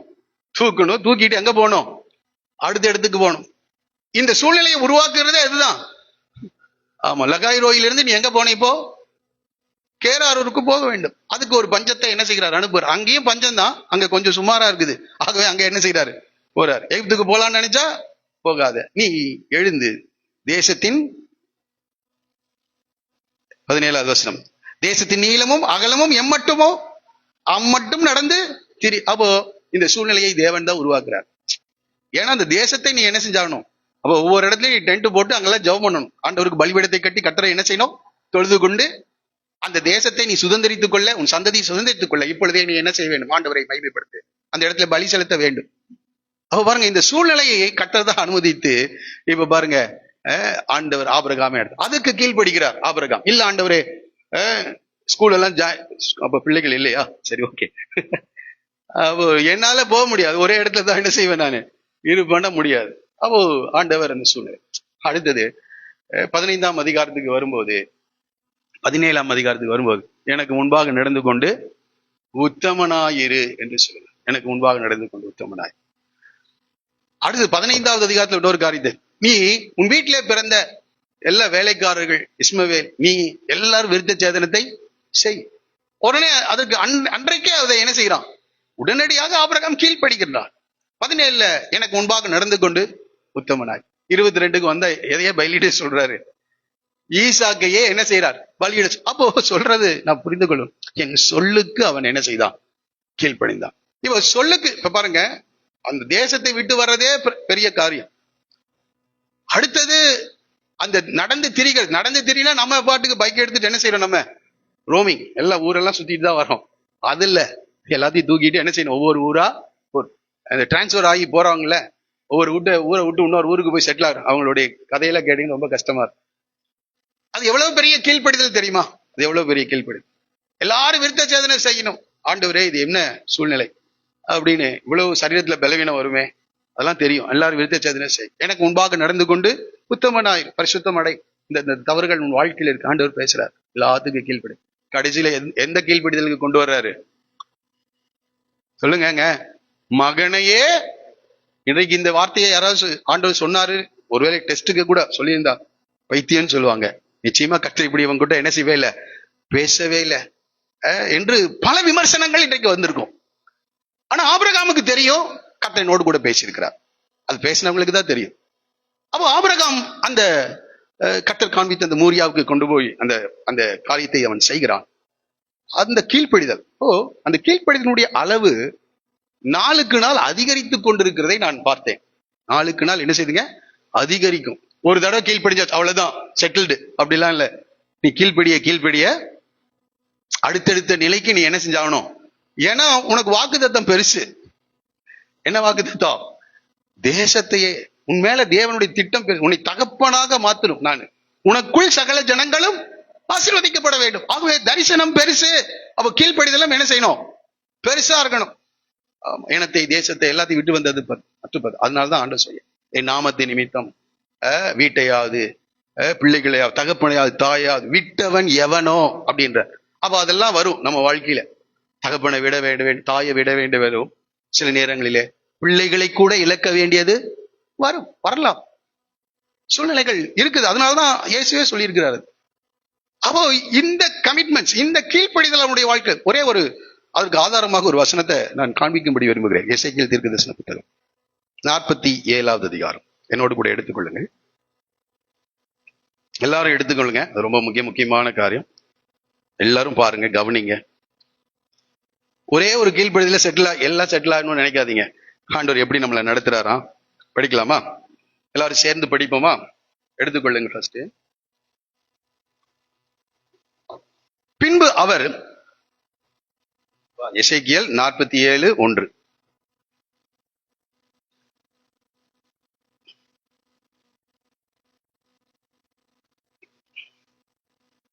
அங்க இவ்வளோ நேரம் இருக்கிறீங்க.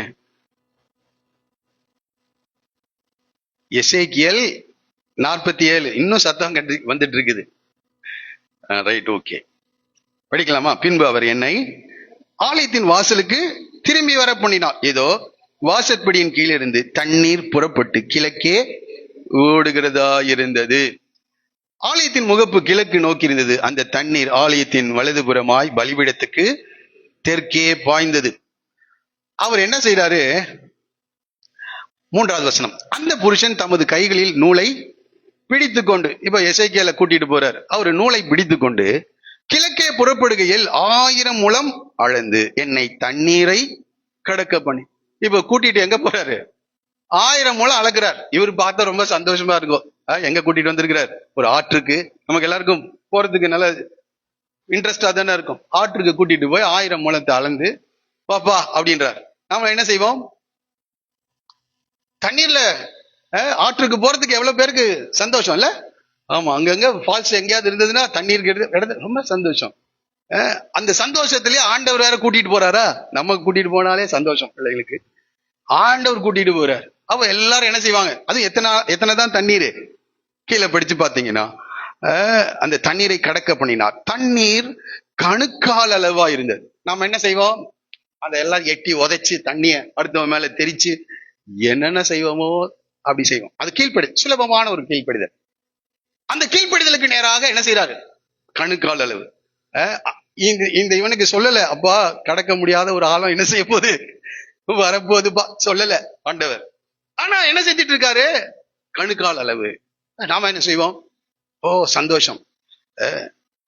என்ன பாட்டு போவோம்? சந்தோஷம் பொங்குதே, சந்தோஷம் பொங்குதே, சந்தோஷம். பாடுங்க எல்லாரும். அல்லேலூயா, இயேசு என்னை ரட்சித்தா, முற்றும் என்னை சந்தோஷம் பொங்கி பொங்குதே. எல்லாரும் சேர்ந்து பாடுவோமா? ஆண்டவரோடு கூட நடக்கும்போது சந்தோஷம் தானே. கணுக்கால் அளவு தண்ணினா நிச்சயமா சந்தோஷம் தான். சேர்ந்து பாடுவோம். சந்தோஷம் பொங்குதே, சந்தோஷம் பொங்குதே, சந்தோஷம் என்னில் பொங்குதே. அல்லேலூயா, இயேசு என்னை முற்றும் என்னை சந்தோஷம். ஹalleluya. சரி, இப்போ இவரு 1000 முழம் கிராஸ் பண்ணிட்டாரு. இது ஒரே நாள்ல நடக்காது.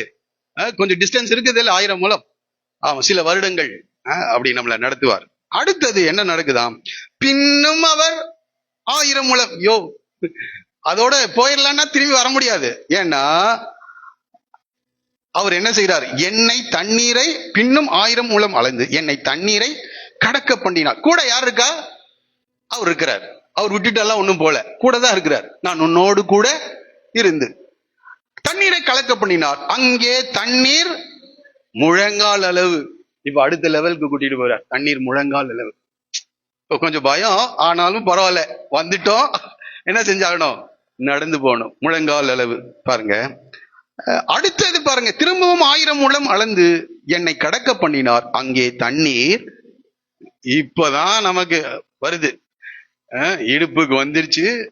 இனி என்ன நடக்குமோ தெரியல. ஆண்டவரை பின்பற்றி வருகிறோம். பின்னும் அவர் 1000 முழம் அளந்தார். அது நான் கடக்க கூடாத நதியா இருந்தது.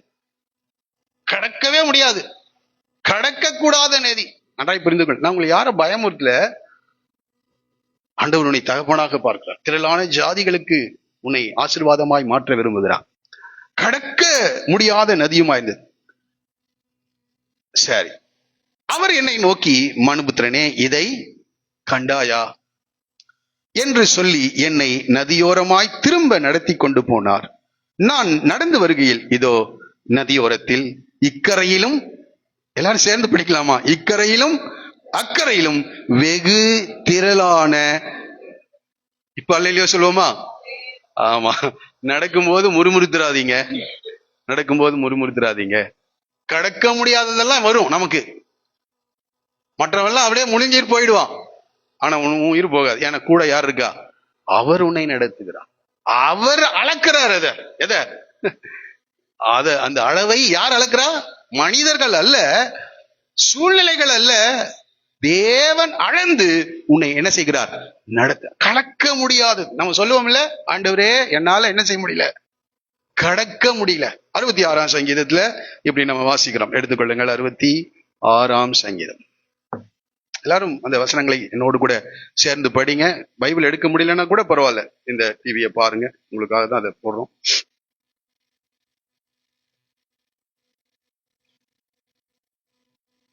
சரி, 9வது வசனத்திலிருந்து எல்லாரும் சேர்ந்து வாசிக்கலாமா?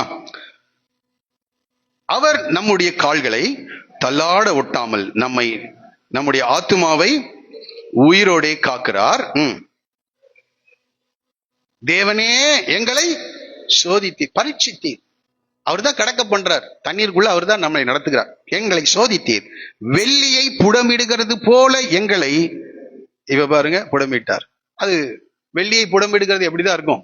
அங்க தண்ணீர், இங்க என்ன? அதனாலதான் தண்ணீரை கடக்கும் போது உன்னோடு கூட இருப்பேன், ஆறுகளை கடக்கும் போது உன்னோடு கூட இருப்பேன், அக்கினியில் நடக்கும் போது. இதெல்லாம் ப்ராசஸ், இதெல்லாம் நம்ம நம்மை சுத்த தங்கமாக விலையேறப்பெற்றவர்களாய் மாற்ற வேண்டும். நேற்றைக்கு கடந்த 2 நாளைக்கு முன்னாடி ஒரு இது கேட்டுட்டு இருந்தேன் யூடியூப்ல. ஒருத்தர் கேட்கிறாரு, இந்த கோல்டுக்கு தமிழ்ல ஏன் தங்கம் என்று அதுக்கு பெயர் வைத்தாங்க? தமிழ்ல எல்லாமே காரண சொல். ஒரு பொருள் இருக்குதுன்னா அந்த பொருளுக்கு ஒரு பெயர் வைத்திருக்காங்க. தமிழ்னா எல்லாமே காரணத்தோடு கூட சொல்லப்பட்டதா. அவரு சொல்றாரு, தங்கம் அப்படின்னா ஏன் அந்த பெயர் வச்சாங்கன்னா, இந்த சுரங்கங்களே இந்த மண் கட்டிகளை என்ன செய்வாங்களாம், வெட்டி எடுத்துட்டு வருவாங்க. எடுத்துட்டு வந்து அதை கிரைண்ட் பண்ணி அல்லது அதை உடைத்து ஏதாவது பண்ணி அதை என்ன செய்வாங்க, அந்த தண்ணீர்ல என்ன செஞ்சுட்டே இருப்பாங்களாம், அதை அலசிட்டே இருப்பாங்களாம். அது கசடெல்லாம் என்ன செஞ்சுட்டே இருக்கும், போயிட்டே இருக்கும். அந்த தேவையற்றதெல்லாம் கடைசியில தங்குது. பாத்தீங்களா, கடைசியில தங்கு. அதுதான் என்னவா, தங்கமா. ஒரு சொல்லுவோமா, எனக்கு கேட்டபோது ரொம்ப, அப்போ ஆண்டவர் எல்லா சூழ்நிலையும் நடத்திட்டே போவாரு. கடைசியில நீங்க தங்குனீங்கன்னா தங்கமா இருப்பீங்க. பாதியிலே விட்டுட்டு ஊரென்ற கழுத்து ஏற்படுறதுக்கு ஓடிடுறாங்க நிறைய பேர். இந்த காலவில்ல உன்னை சுத்த பொண்ணாக மாற்ற தேவன் விரும்புகிறார். ஆமா, விலையேற பெற்றவனா. பொண்ணுன்னா வேற ஏதாவது நினைச்சுக்காது, விலையேற பெற்றவனா. உன்னை கொண்டு தேவன் தமது திட்டங்களை நிறைவேற்ற வேண்டும் என்றால், சந்ததிகளுடைய வாழ்க்கையிலே தேவன் தம்முடைய திட்டத்தை நிறைவேற்ற வேண்டும் என்றால் இந்த ப்ராசஸ்ல நாம கடந்து செல்லும். சரி, ஓகே, எங்கள் வலையிலே எங்களை வலையில் அகப்படுத்தி எங்கள் இடுப்புகளின் மேல் வருத்தமான பாரத்தை ஏற்றினர். மனுஷரை எங்கள் தலையின் மேல் எங்க காலை மிதிச்சாலே பார்த்து போக தெரியாதான்றோம் நம்ம. ஆனா எப்படி ஆண்டவர் அனுப்புவாரு? தலையின் மேல் ஏறி போக பண்ணி மிதிப்பான். ஆமா, கடந்த வாரத்துல தம்பி வீட்டுக்கு போனேன். அப்போ அவரு சொல்லிட்டு இருந்தார், எங்க கம்பெனில எல்லாரும் சும்மாதான் இருக்கானுங்க, என்ன மட்டுமே எல்லா வேலையும் வாங்குறாங்க. மனுஷரை உங்கள் தலையின் மேல் ஏறி போ, மற்றவனுக்கெல்லாம் சும்மாதான் இருக்கானுங்க, எனக்கு மட்டும் ஞாயிற்றுக்கிழமை வாண்டுறான். கேட்கும் போது எனக்கு ஆச்சரியமா, உன் மேல ஒரு திட்டம் இருக்குது. உன் ஆபீஸ்லயே ஆனாலும் சரி, வீட்லயே ஆனாலும் சரி, மனிதரை உன் தலையின் மேல் ஏற பண்றாரா? உன் மேல திட்டம் இருக்குது. நீ விட்டுட்டு ஓடிடாத. தேவனுக்கு துரோகம் பண்ணிடாத, விட்டுட்டு ஓடிடாத. சூழ்நிலைகள் எதிராகவே இருக்கிறதா? பயப்படாத. மனுஷரை தலையின் மேல் ஏறி போக பண்ணிரு. இப்ப பாருங்க, திரும்பியும் தீயையும் தண்ணீரையும் கடந்து வந்தோம். இப்போ அதோட முடிஞ்சிருச்சுன்னா, அந்த வசனம் முடிஞ்சிருச்சுன்னா அவ்வளவுதான், நம்ம வர வேண்டும். ஆனால் அடுத்து சொல், செழிப்பான இடத்தில் எங்களை கொண்டு வந்து விட்டீர். இதை விசுவாசிக்கிறீங்களா? கண்டிப்பா ஆண்டவர் செய்வார். செழிப்பான இடத்தில் எங்களை கொண்டு வந்து விட்டீர். இப்ப சொல்றாரு, சர்வாங்க தகன பலிகளோடு உமது ஆலயத்திற்குள் பிரவேசிப்பேன். என் இன்கட்டில் நான் உதடுகளை திறந்து என் வாயினால் சொல்லிய என் பொருத்தனைகளை உமக்கு. அவன் அந்த உற்சாகத்துல செலுத்துவான். மற்றவன் வேஸ்ட் பண்றடா ஆட்டு மாட்டை எல்லாம், தங்கத்தை பொன்னை காசை எல்லாம் நீ என்ன செய்யற, வேஸ்ட் பண்றேன்னு சொல்லுவான். ஆனால் அந்த அனுபவத்திற்குள் கடந்து சென்றவர்கள் மாத்திரமே தேவன் யார் என்பதை அறிந்ததினாலே கர்த்தருக்கு சர்வாங்க தகன பலிகளை செலுத்துவாங்க. இன்னைக்கு அநேகருக்கு இது புரியறது இல்ல. என்னங்க இவரு 1 மணி நேரம் பாடுறாரு, 2 மணி நேரம் பிரசங்கம் பண்ணுவாருன்னு சொல்லிட்டு இருப்பாங்க. அனுபவத்திற்குள் போனவர்களுக்கு அது புரியும். சர்வாங்க தகன பலிகளோட உமது ஆலயத்திற்குள் பிரவேசிப்பேன். இப்படி பாடணுமா? இப்படி முழங்கால நிற்கணுமா? நிற்கணும். அதை அந்த அனுபவத்தை புரிந்தவர்கள். இந்த சர்வாங்க தகன பலினா அங்க இழப்பு நடக்கிறது, அங்கே உயிர் போகிறது, அங்கே ரத்தம் சிந்தப்படுகிறது, அங்கே இழப்புகள் ஏற்படுகிறது. கேட்கிறாரும் யானுள்ளே, அந்த இடத்துலதான் வாயை திறந்து அந்த வார்த்தை பாருங்க, என் இக்கட்டில் நான் என் உதடுகளை திறந்து என் வாயினால் சொல்லிய பொருத்தனைகளை உமக்கு செலுத்துவேன். அவனுக்கு தான் தெரியும் ஆண்டவர் எப்படி நடத்தினாரு, அவனுக்கு தெரியும். அவன் பொருத்தனை செலுத்துவான். இதுக்குதான் ஆண்டவர் நம்மளை நடத்துறார். அவர்களே சொல்லுமா, ஆமா, எல்லாத்தையும் முடிச்ச பிறகு செழிப்பான இடத்தில் நம்மை கொண்டு வந்து வைத்தீர். இந்த உலகத்திலையும் கர்த்தர் அதை கொடுப்பார் என்றே நான் நம்புகிறேன். நித்திய ஜீவனிலும் ஒரு செழிப்பு இருக்கிறது. அதனாலதான் இங்க மனிதர்கள் உங்களுக்கு விரோதமாய் பேசும்போது மத்தேயு சுவிசேஷம் 5வது அதிகாரத்துல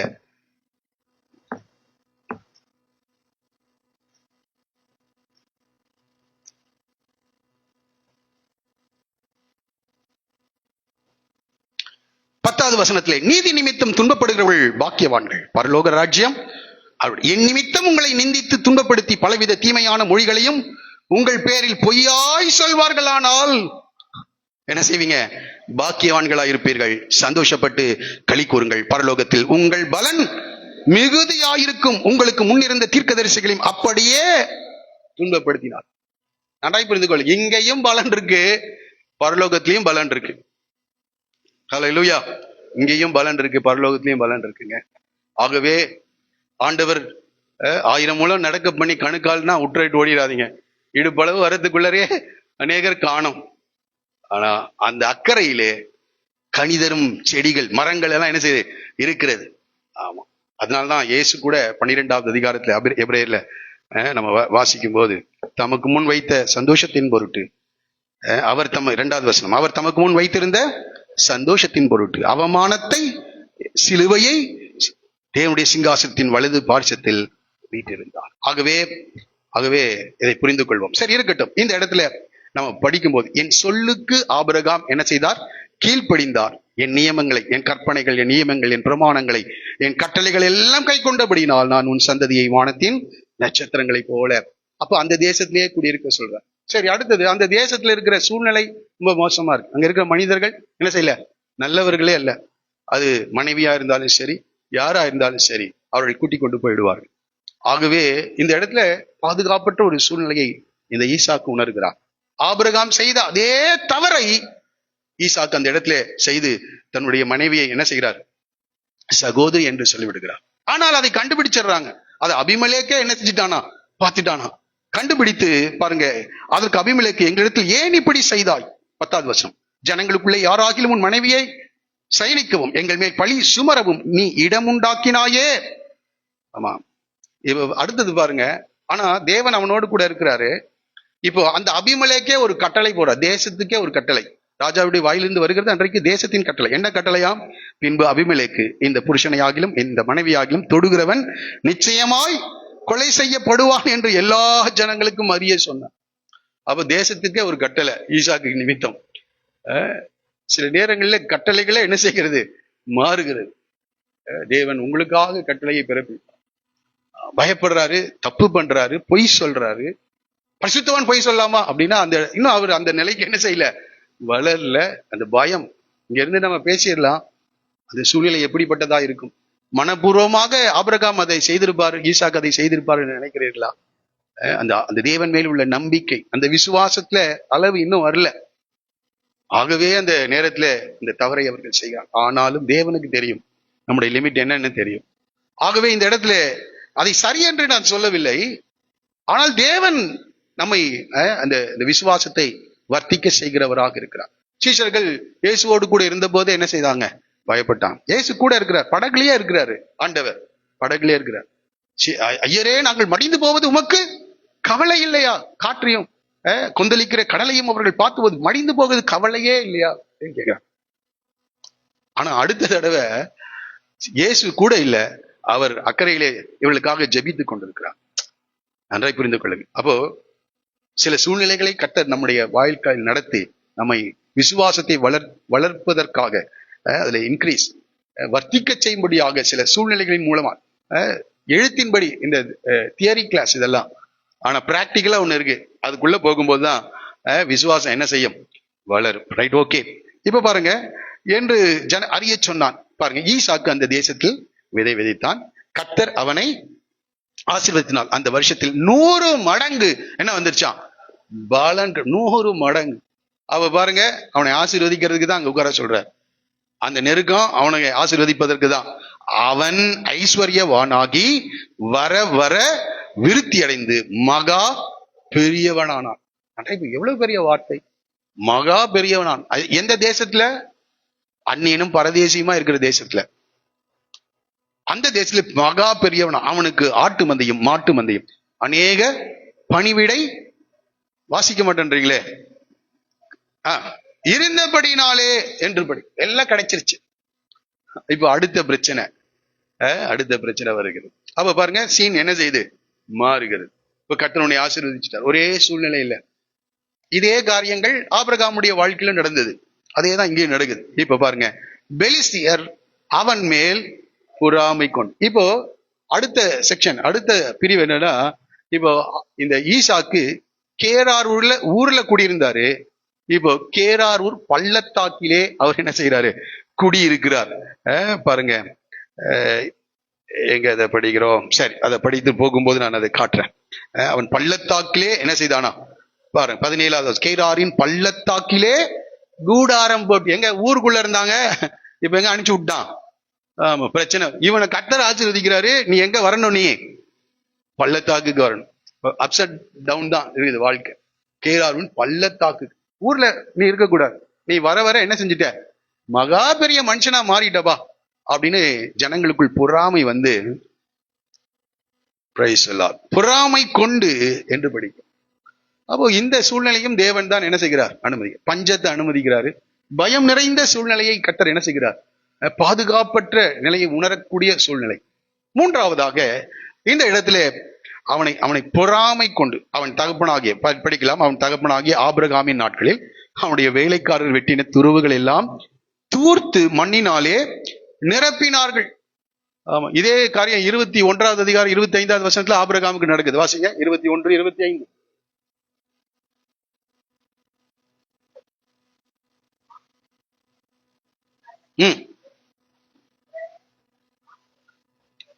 பாருங்க, இதே சூழ்நிலை துறவு நிமித்தம். ஏன்னா அந்த ஊர்ல அந்த தண்ணீர் தான் ரொம்ப மிக முக்கியமான ஒரு தேவையா இருக்கிறது. இஸ்ரவேல் தேசத்துல பற்றாத நதிகள் எல்லாம் இல்ல, அங்கே வானம் பார்த்த பூமி தான். அது கர்த்தர் தான் கொடுக்கணும், இந்த நீரூற்றுகளின் மூலமா தான். அப்ப தண்ணீர் மிகப்பெரிய அத்தியாவசியமான ஒரு காரியமா. இப்போ இவரை என்ன செய்றாங்க பாருங்க, அந்த வேலைக்காரர் வெட்டின துறவுகள் எல்லாம் தூர்த்து மண்ணினாலே என்ன செய்தாங்களாம். ஆபிரகாம் வெட்டினது, ஆனா அவர்கள் தூர்த்து மண்ணினாலே என்ன செய்தாங்க, நிரப்பி. அப்ப பொறாமையினால என்ன செய்வாங்க, ஆமா, நீங்க செய்கிற காரியங்கள் அவங்க என்ன நினைக்கிறாங்க, இந்த துறவினாலதான் இவன் என்ன செய்யறான் வளருது. ஆனா இவர் யாருனால ஆசீர்வதிக்கப்பட்டு கொண்டிருக்கிறார், பரலோகத்திலிருந்து நன்மையான எந்தையும் பூரணமான எந்த வரமும் எங்கிருந்து வருகிறது, பரத்திலிருந்து. பரத்திலிருந்து ஒருவனுக்கு ஒன்று கொடுக்கப்படாவிட்டால் தானாய் ஒருவனும் ஒன்றையும் பெற்றுக்கொள்வதில்லை. ஆண்டவரிடத்திலிருந்து வருகிறது. அவனுக்கு என்னதான் தெரியுது, இந்த துறவினால் ஆசீர்வதிக்கப்பட்ட. நன்றாய் புரிந்து கொள்ளுங்க. நீ துறவினாலோ அல்லது மற்ற நீங்க செய்கிற வேலைகளினாலோ அதன் மூலமாக வரலாம். ஆனா எங்கிருந்து தான் வந்துட்டு இருக்கு ஆசீர்வாதம், ஆமா, தேவனிடத்திலிருந்து வருது. அதை புரிந்து கொள்ள வேண்டும். அப்போ அவர்களுக்கு தெரிந்ததெல்லாம் என்னதான், இவனை கொஞ்சம் அடக்கணும்னா என்ன செய்யணும், துறவுகளை தூர்த்து மண்ணினாலே நிரப்பி போடுவாள். ஆனா இப்ப கர்த்தர் ஆசீர்வதிக்கும் போது இந்த சூழ்நிலையை நீங்கள் எதிர்கொண்டுதான் ஆக வேண்டும். எஸ்கேப் ஆக முடியவே முடியாது, தப்பித்துக் கொள்ள முடியாது, பொறாமை கொண்டு. அப்போ இடுக்கண்களை செய்வார்கள். ஆமா, பல பிரச்சனைகள் உங்களுடைய வேலை ஸ்தலங்களிலே வரும், குடும்பத்திலே வரும். எந்த இடத்துல வரும் நம்ம சொல்ல முடியாது. குடியிருக்கிற இடத்துல வரும். குடியிருக்கிற இடத்துல என்ன செய்யும் வரும். நீங்க அடிக்கடி பிரியாணி சமைச்சிட்டு இருந்தீங்கன்னா பக்கத்து வீட்டுக்காரங்க என்ன செய்வாங்க, ஏதாவது ஒண்ணு பண்ணுவான். அடிக்கடி பிரியாணி சாப்பிடுறான், அடிக்கடி புது துணி போடுறான், அடிக்கடி உன்னைய ஏதாவது பண்ணுவாங்க. அது அவர்களால் என்ன செய்ய முடியாது. ஒரு வாஷிங் மிஷின் வாங்கிட்டு வந்ததுனால பக்கத்து வீட்டோட சண்டை வந்துருச்சான். ஒரு ஃப்ரிட்ஜ வாங்கிட்டு வந்ததுனால இப்படி எல்லாம் நடக்குதா இல்லைங்களா? ஆமா, ஒரு நன்மை உங்களுக்கு கிடைக்குது, உடனே பக்கத்துல உங்களோட வேலை செய்கிறவர்கள் பரவாயில்லையே நல்லா இருக்குன்னு சொல்லுவா. அதுக்கப்புறம் உங்களுக்கு ஏதாவது ஒண்ணு செஞ்சிட்டு இருப்பான். ஆமா, இதெல்லாம் நடக்குது. மனிதர்கள் தான் எல்லாரும். அன்றைக்கு இருந்து அவர்கள் எதிர்கொண்ட அதே சூழ்நிலை தான், அதே மனிதர்கள் தான். அவருடைய மனப்பான்மை இன்னும் என்ன செய்யல, மாறல. ஆனா நம்ம மனப்பான்மை வேற மாதிரி இருக்கணும். நீங்களும் யாருக்காவது கெடுதல் பண்ணிட்டு உட்காந்துருக்காதீங்க. அவனுக்கு ப்ரமோஷன் வருது, அவனுக்கு ஏதாவது வேட்டு வைக்கணும் அப்படின்னு ஓனர் கிட்ட போய் போட்டு கொடுக்காதீங்க. அவங்க வேற, நம்ம வேற. புரியுதுங்களா? நம்ம ரட்சிக்கப்பட்டவர்கள். அவர்கள் மற்றவர்கள் ஆசீர்வதிக்கப்படும் போது மனம் எரியக்கூடாது. மனம் எப்படி இருக்கணும், சந்தோஷப்படணும். ஆமா, கர்த்தாவே நீர் அவர்களை ஆசீர்வதித்திருக்கிறேன், ஆகவே உம்மை ஸ்தோத்திரிக்கிறேன்னு சொல்லணும். அவர்களுடைய நன்மையில நீங்கள் பங்கு பெறணும். என்னோடு கூட கர்த்தரை மகிமைப்படுத்துங்கள். நாம் ஒருமித்து அவருடைய நாமத்தை உயர்த்துவோம். அவர்களோடு கூட சேர்ந்து கர்த்தர் அவரை உயர்த்தும் போது தேவன் தான் கொடுக்கிறாரு. அது உலகத்தான் ஆனாலும் சரி, கர்த்தர் தான் அனுமதிக்கிறார். அதை நம்ம பார்த்து பொறாமைப்பட வேண்டியது அவசியம் இல்லை. இந்த பொறாமை என்றது உணர்ச்சி, அது எல்லா மனிதர்களுக்குள்ள இருக்கும், ஆவிக்குரியவர்களுக்குள்ளேயும் இருக்கும். ஆவிக்குரியவர்களுக்குள்ள இருக்கும். பாருங்க, ராகேல் தான் பிள்ளை பெறாததை கண்டு லேயாள் மேல என்ன வந்துருச்சான், இது வந்தாலே அந்த வீடு என்ன இருக்கும், பயங்கர பிரச்சனையா இருந்திருக்கும், பயங்கர பிரச்சனை. அதுவே நமக்கும் கொஞ்சம் அமௌண்ட் பொறாமையெல்லாம் இருக்கும். ஆனா ஆவினாலே மாம்சத்தின் கிரியைகளை அழித்தால் பிழைப்பீர்கள், இல்லைன்னா பொறாமை எலும்புரிக்கை, நாமளே அழிந்து போய்விடும். ஆகவே எல்லாருக்குள்ள இருக்குது, எனக்குள்ளே இருக்குது, எனக்குள்ளே இருக்குது. நான் அப்படிதான். மற்றவங்க யாராவது நல்ல பிரச்சனை பண்ணா அவங்களுக்காக கொஞ்ச நேரம் ஜெபம் பண்ணிடுவேன், வந்துடக்கூடாது. நான் அதை விரும்புவேன், மற்றவருடைய பிரசங்கத்தை கேட்க. நல்ல கிளாஸ் எடுக்கிறாங்க அப்படின்னும் போது அந்த வரும், இயேசுவின் நாமத்தினால என்ன செய், மாம்சத்தின் கிரியைகளை அழிக்கணும். எல்லாருக்குள்ள வரும், ஊழியர்களுக்குள்ள அதிகமா இருக்குது. என்னையே சொல்லிட்டு உங்களை யாரையும் சொல்லல, எல்லாருக்குள்ளேயும் வரும். அதை அழிக்கணும், அதை அழித்து அவளை ஆசீர்வதிக்கணும். அப்பதான் நீங்க வளர முடியும். எல்லாருக்குள்ள இருக்கிற காரியம்தான். சரி, ஓகே, நிரப்பி போடும். அபிமெலேக்கு ஈசாக்கை நோக்கி, நீ எங்களை விட்டு போய். அடுத்த ஸ்டேஜ், இவங்க அந்த துறவை அடைத்தார்களா? இப்ப ஆனாலும் இவன் ஆசீர்வதிக்கப்பட்டே இருக்கான். இப்ப அவங்களுக்கு என்ன ஆயிடுச்சு, நீ இந்த இடத்தை விட்டு என்ன செய், போய்விடு அப்படி துரத்துறாங்க. ஏன்னா ஆண்டவர் இவரையும் சும்மா கூட இல்லை, எழுந்து திரின்னு தான் சொல்லியிருக்கிறாரு. அவ அங்க சூழ்நிலை உருவாக்கி துரத்தி விட்டார்கள். போய்விடு, எங்களை பார்க்கலாம் மிகவும் பலத்தவனா. வந்தப்போ ஒண்ணுமே இல்லாம தான் வந்தடா, இப்ப என்ன ஆயிட்ட, பலத்தவனானா. அப்பொழுது ஈசாக்கு அவ்விடம் விட்டு புறப்பட்டு கேராரின் பள்ளத்தாக்கிலே, என்ன ரொம்ப கஷ்டமா தான், சந்தோஷமா போயிருப்பாருன்னு நினைக்கிறீங்களா? சண்டையெல்லாம் வந்திருக்கணும், பிரச்சனை காரணம் இல்லாமல் பிரச்சனை பண்ணிருப்பாங்க, காரணமே இருக்காது. திடீர்னு என்னது பிரச்சனை வருது, எப்படியாவது துரத்தணும்னா என்ன செய்வான், காரணத்தை கண்டுபிடிப்பார்கள். காரணத்தை கண்டுபிடித்து அவனை துரத்துறதுக்கு ஏதாவது முயற்சி செஞ்சிருப்பாங்க. எல்லா ஊரே வந்து நிற்கும், எழுந்து கிளம்பு, காலி பண்ண இந்த வீட்டை, இந்த இடத்த காலி பண்ண. காரணம் இல்லாமல் வரும், காரணம் இல்லாமல் உன்னை வேலை விட்டு தூக்குவாங்க, இந்த இடத்தை விட்டு போய்விடு. உனக்கு ரொம்ப நாலேஜ் ஜாஸ்தி ஆயிட்டு வருது, கீழே இருக்கிறவங்க பார்ப்பான், உனக்கு மேல இருக்கிறவங்க பார்ப்பான், இதுக்கு மேல இவனை விட்டா என்ன ஆயிடுவான், இவனு இன்னும் அறிவு ஜாஸ்தி ஆயிடும், இன்னும் முதலாளி கிட்ட பேர் வந்துடும். ஆகவே காரணம் இல்லாமல் எதையாவது சொல்லி என்ன செய்வான், உன்னைய கிளப்புறதுக்கு பார்ப்பான். பாருங்க இங்க நடக்குது. அவன் பள்ளத்தாக்கில என்ன செய்தானா, அது சொல்றாங்க, அந்த இடத்தை யாரும் தேர்ந்தெடுக்க மாட்டாங்களாம், எல்லாம் ஊருக்குள்ள இருக்கிறது தானே விரும்புவாங்க. ஆமா, இப்ப என்னது நம்ம இப்ப சொல்லணும்னா டவுனுக்கு ரொம்ப ரிமோட்டுங்க, வில்லேஜ் மாதிரி இருக்கிற, கிராமம் மாதிரி இருக்கிற ஒரு இடத்துக்கு என்ன செஞ்சுட்டாங்க, அவர் அனுப்பிட்டாங்க பள்ளத்தாக்கு. சரி இருக்கட்டும். அப்பொழுது தன் தகப்பனாகிய ஆபிரகாமின் குடியிருந்து தன் தகப்பனாகிய ஆபிரகாமின் நாட்களில் வெட்டினவைகளும் ஆபிரகாம் மரித்த பின் பெலிஸ்தியர் தூர்த்து போட்டவைகளுமான துறவுகளை மறுபடியும், இப்ப பாருங்க, இப்படி துரத்திட்டாங்களா, அப்படியே அமைதியா இருந்துடல ஈசாக். மறுபடியும் தன் பிதா ஆகிய ஆபிரகாம் தோண்டின அந்த துறவுகளை எல்லாம் போய் என்ன செய்யறாரு, தோன்றார். எல்லாம் இவங்க தூர்த்து போட்டிருக்காங்க, அதெல்லாம் போய் இப்ப கடின உழைப்பு அங்க என்ன செய்கிறது காணப்படுது. கட்ட சும்மா ஆசீர்வதிக்கல, இவர் விட்டுட்டு போயிருந்திருக்கலாம். எல்லாம் இப்படிதான் நடக்குது. இனி வேலையே செய்யறது இல்லைன்னு கட்டில ஏறி என்ன செஞ்சிடல, பறக்கல, படுத்துக்கல. நம்மள தான் என்ன செய்வோம், எங்க போற பக்கம் எல்லாம் இப்படிதான் நடக்குது. இனி வேலைக்கே என்ன செய்யறது இல்ல, போறதே இல்லை அப்படின்னு உட்கார்ந்து இருக்கும். ஆனா இவர் என்ன செய்யறாரு, அவன் அப்படி சொன்னா சொல்லிட்டு போறான்பா, அவன் என்னை துரத்துனா நான் முயற்சி செய்து கொண்டே இருப்பேன். நாம முயற்சி செஞ்சுட்டே இருக்கணும். உன் கைகளின் பிரயாசத்தை நீ சாப்பிடுவாய். நல்லா புரிஞ்சுக்கங்க, உன் கைகளின் பிரயாசம். இங்க இருக்கிற எல்லாரும் முயற்சி செஞ்சுட்டே இருக்கணும். உன் கைகளின் பிரயாசத்தை நீ சாப்பிடு, அடுத்தவர்கள் கைகளின் பிரயாசத்தை அல்ல. ஆமா, அதனாலதான் 2 தெசலோனிக்கர் 5வது அதிகாரத்துல நீ வேலை செய்யாவிட்டால் சொல்ல மாட்டேன்றீங்களே, சாப்பிடாது இருக்க கடவாயின் இருக்குது கட்டளைங்க அது. ஆமா, நன்றாய் உன் கைகளின் பிரயாசத்தை நீ சாப்பிடுவாய். ஆகவே இங்கே அவர் தொடர்ந்து முயற்சி செய்து கொண்டே இருக்கிறார். அப்பொழுது ஈசாக்கு என்ன செய்கிறார், ஆபிரகாம் மரித்த பின் பெலிஸ்தியர் தூர்த்து போட்டவர்களுமான துறவுகளை மறுபடியும் தோண்டி. இப்ப பாருங்க, தன் தகப்பன் அவைகளுக்கு இருந்த பெயர்களின்படியே அவைகளுக்கு வேற பேரெல்லாம் இருக்குல்ல, ஏன்னா இது தேவ திட்டம். ஆபிரகாமே பேர் வச்சுட்டார். அப்போ அதே அடிச்சுவடுகளிலே நாம் நடக்க வேண்டும். உன் பிதாக்கள் ஏற்படுத்தின அந்த பூர்வ எல்லைக்குரிய என்ன செய்யாத அதே சத்தியம், அதே உபதேசம், அதே நிலை, இது ரொம்ப நம்ம கவனிக்க வேண்டிய காரியம். பேரிட்டான் ஈசாக்குடைய வேலைக்காரர் பள்ளத்தாக்கிலே வெட்டி, எங்க இருக்கிறாரு, பள்ளத்தாக்கு. அங்க எவனுமே குடியிருக்க மாட்டான். அவங்களுக்கு எல்லாம் தெரியவே இல்லை, ஆண்டவர் கூட இருந்தா பள்ளத்தாக்குலயும் சரி வனாந்திரத்திலையும் சரி நீரூற்று என்ன செய்யும், உண்டாகும். அது அது வனாந்திரமா இருந்தாலும் சரி அந்த இடத்துல நீரூற்று உண்டாகும் அவனுக்கு தெரியல. ஆனா கூட நான் உன்னோட கூட இருந்து நீ எந்த தொழில் வேணா செய், ஆனா ஆண்டவர் கூட இருந்தா அந்த தொழில் விருத்தி அடையும். அது அநேகர் ஆசீர்வதிக்கப்படுவார், உனக்குள் சகல ஜனங்களும் ஆசீர்வதிக்கப்படுவாள். உன்னை நடத்துகிறது, அதான் வெளியே ஆட்களுக்கும் நமக்குள்ள வித்தியாசம். கர்த்தர் உன்னோட கூட இருந்து, இப்ப அவன் முயற்சி செய்யாமல் அப்படியே இருந்திருந்தா என்ன ஆகும், பள்ளத்தாக்குல தண்ணீர் கிடைத்திருக்காது. அவன் தொடர்ந்து அங்கே என்ன செய்கிறான், முயற்சி செய்து பள்ளத்தாக்கிலே வெட்டி அங்கே சுரக்கும் நீரூற்றை கண்டார்கள்.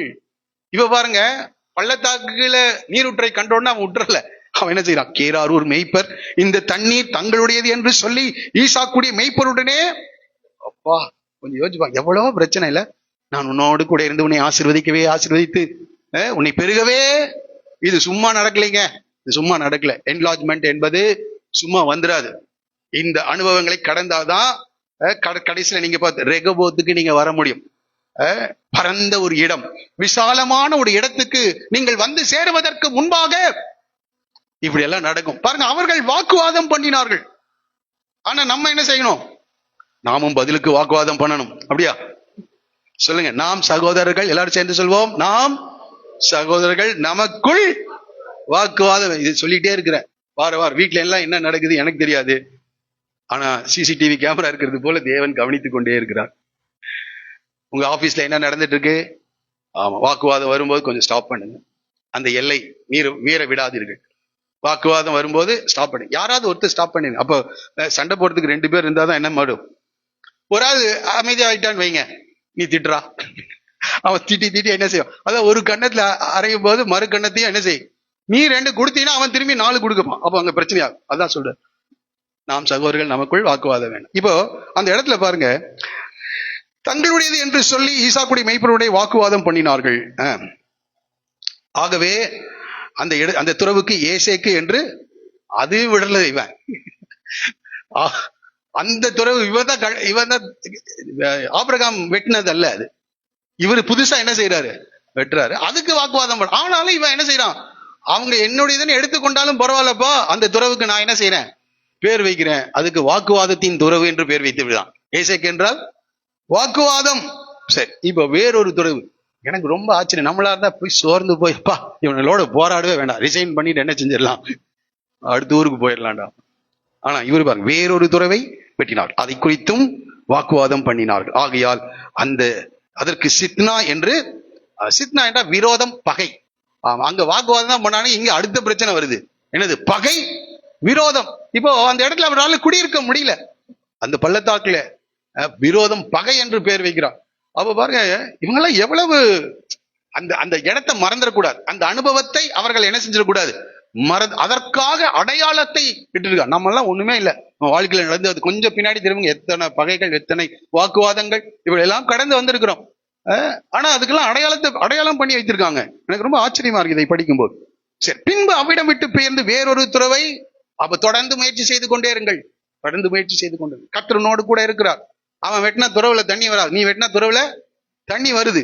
பாருங்க, அவர்கள் வாக்குவாதம் பண்ணவில்லை. ஏன்னா வெக்கம் அவனுக்கே என்ன செஞ்சிருச்சு, வந்துருச்சு. இவன் என்ன சொன்னாலும் அமைதியா தான்டா இருப்பான், இவனை என்ன செய்ய வேண்டாம், ஒன்னும் பேச வேண்டாம், அமைதியா இருக்கும், வாக்குவாதம் பண்ணல. ஆமா, இங்கே அதுக்கு பாருங்க, இப்போ அவன் நாம் தேசத்தில் பழகும்படி இப்பொழுது கர்த்தர் நமக்கு இடம் அப்ப பாருங்க, இப்பதான் இடம் உண்டாக்குறார். அப்ப அன்னைக்கெல்லாம் இந்த சித்னா, அடுத்தது என்னது, ஏசேக்கெல்லாம் என்னது, அதையும் அவர் தான் செய்யறாரு. ஆனா அவனுக்கு கற்றுக் கொடுத்து கொண்டே இருக்கிறார். ஆமா, நம்ம வாக்குவாதம் பண்றோமா, நம்ம விட்டு கொடுக்கிறவளா இருக்கிறோமா? உன்னிடத்தில் கேட்கிறவனுக்கு கொடு, ஆமா, விட்டு கொடுக்கிறவளா இருக்கிறோமா என்பதை கர்த்தர் பார்க்கிறார். ஆபிரகாம், ஈசாக்கு ரொம்ப சாஃப்டான கேரக்டர். Right, okay. பழகும்படி இப்பொழுது கர்த்தர் நமக்கு இடம் உண்டாக்கினார் என்று சொல்லி அதற்கு ரெகபோத் என்று பேர். ரெகபோத்னா பரந்த இடம், பிராட் பிளேஸ், விசாலமான இடத்திற்கு உன்னை கொண்டு வரணும். அப்போ நீ எதெல்லாம் கடந்து வரணும், ஏசேக்கை கடந்து வர வேண்டும், சித்னாவா, அதையெல்லாம் கடந்து வர வேண்டும். உன்னை ஊருக்குள்ள இருந்து பள்ளத்தாக்குக்கு துரத்துவா, பள்ளத்தாக்குல ஏசேக்கு சித்னாலாம் என்ன செய்யணும், கடந்து இப்போ விசாலமான இடத்துக்கு. அதனால்தான் தேயும் தண்ணீரையும் கடந்து வந்தோம், செழிப்பான இடத்திற்கு எங்களை கொண்டு வந்து. கடக்க முடியாத எல்லைதான், ஆனால் கடந்துட்டா என்ன நடக்குது, அவர் தமக்கு முன் வைத்த சந்தோஷத்தின் பொருட்டு அவமானத்தை எண்ணாமல் சிலுவையை சகித்தார். சரி, பாருங்க, அந்த பெயர் சபா பண்ணிக்கணும், ரெகபோத் என்று பெயரிட்டான். அங்கே இருந்து அவர் என்ன செய்யறாரு, அப்ப மூன்றாவது இடம். ஃபர்ஸ்ட் என்ன சொன்னேன், கேராரூர். அவர் வர்றாரு, எங்க இருந்து, லகாய் ரோயிலிருந்து கேராரூருக்கு வர்றாரு. இப்போ நீங்க எங்கெல்லாம் எங்க இருக்கீங்க, கேராரூரின் பள்ளத்தாக்குக்கு வந்தோம், நான் அதை சொல்லல. இப்ப நம்ம எல்லாரும் எங்க போறோம், பெயர் சபாவுக்கு போறோம், ரைட்டா? ஆமா, அங்கே இருந்து பெயர் சபாவுக்கு ஏதோ ஒரு சூழ்நிலை வந்திருக்கிறது. ஆகவே இவர் என்ன செய்கிறார், பெயர் சபாவுக்கு போகிறார். அன்று ராத்திரியிலே, அப்ப பாருங்க, அன்று ராத்திரியிலே கர்த்தர் அவனோடு கூட பேசுறாருன்னா, அன்று ராத்திரி அவர் என்ன செஞ்சிருக்கணும், யூடியூபை பார்த்து கொண்டு அப்படியே தூக்கம் வந்தது, தூங்கி விட்டார். டிவியை பார்த்து கொண்டு, சீரியலை பார்த்து கொண்டு அப்படியே என்ன செஞ்சிட்டாரு, ஒன்னும் வராது, கர்த்தர் பேசவே மாட்டார். நன்றாய் புரிந்து கொள்ளுங்கள், நன்றாய் புரிந்து கொள்ளுங்கள். ஆமா, அவர் முழங்கால் என்று என்ன செஞ்சிருக்கணும், ஜெபம் பண்ணிருக்கணும், வேதத்தை வாசித்திருக்கணும். கர்த்தரோடு இப்படி எல்லாம் இன்னைக்கு நடக்குமாங்க, 21வது நூற்றாண்டு. பண்ணி பாருங்க, வரும். ஜெபம் பண்ணுங்க, உபவாசம் இருங்க, தேவ சமூகத்தில் மணிக்கணக்காக காத்திருங்கள். எந்த ஜனத்தினத்தும் செய்யாததை கர்த்தர் உன் வாழ்க்கையில செய்வார். இன்னும் செய்யாதது நிறைய வச்சிருக்கிறார், அதெல்லாம் உன் வாழ்க்கையில செய்வார். மற்றவர்களுக்கு விகற்பமா இருக்கலாம், ஆனால் உன் வாழ்க்கையில தேவன் அதை செய்து காண்பிக்க முடியும். அன்று ராத்திரிலே கர்த்தர் அவனுக்கு இன்னைக்கு இந்த ஒரு ஒரு ஒரு ஒரு ஒரு ஒரு பொருத்தனையோடு அல்லது ஒரு தீர்மானத்தோடு கூட கடந்து செல்வேன். நான் உன்னோடு கூட இருந்து உன்னை ஆசீர்வதிப்பேன். நான் ஒரு பகுதியை மாத்திரம் காண்பித்து கடந்து செல்லவில்லை, உன்னை ஆசீர்வதிப்பார். ஆனால் உன்னை நடத்துகிற பாதை வித்தியாசமா இருக்கும். கர்த்தர் உன்னை விட்டு விட்டு போய்விட மாட்டார். உன்னோடு கூட இருந்து உன்னை வழிநடத்தி உன்னை ஆசீர்வாதத்தை காண செய்வார். ஆண்டவர் பாதியிலே விட்டுறல. இவனுங்க வாக்குவாதம் பண்ணானுங்க, எடுத்தாங்க, துரத்தி எல்லாம் விட்டாங்க.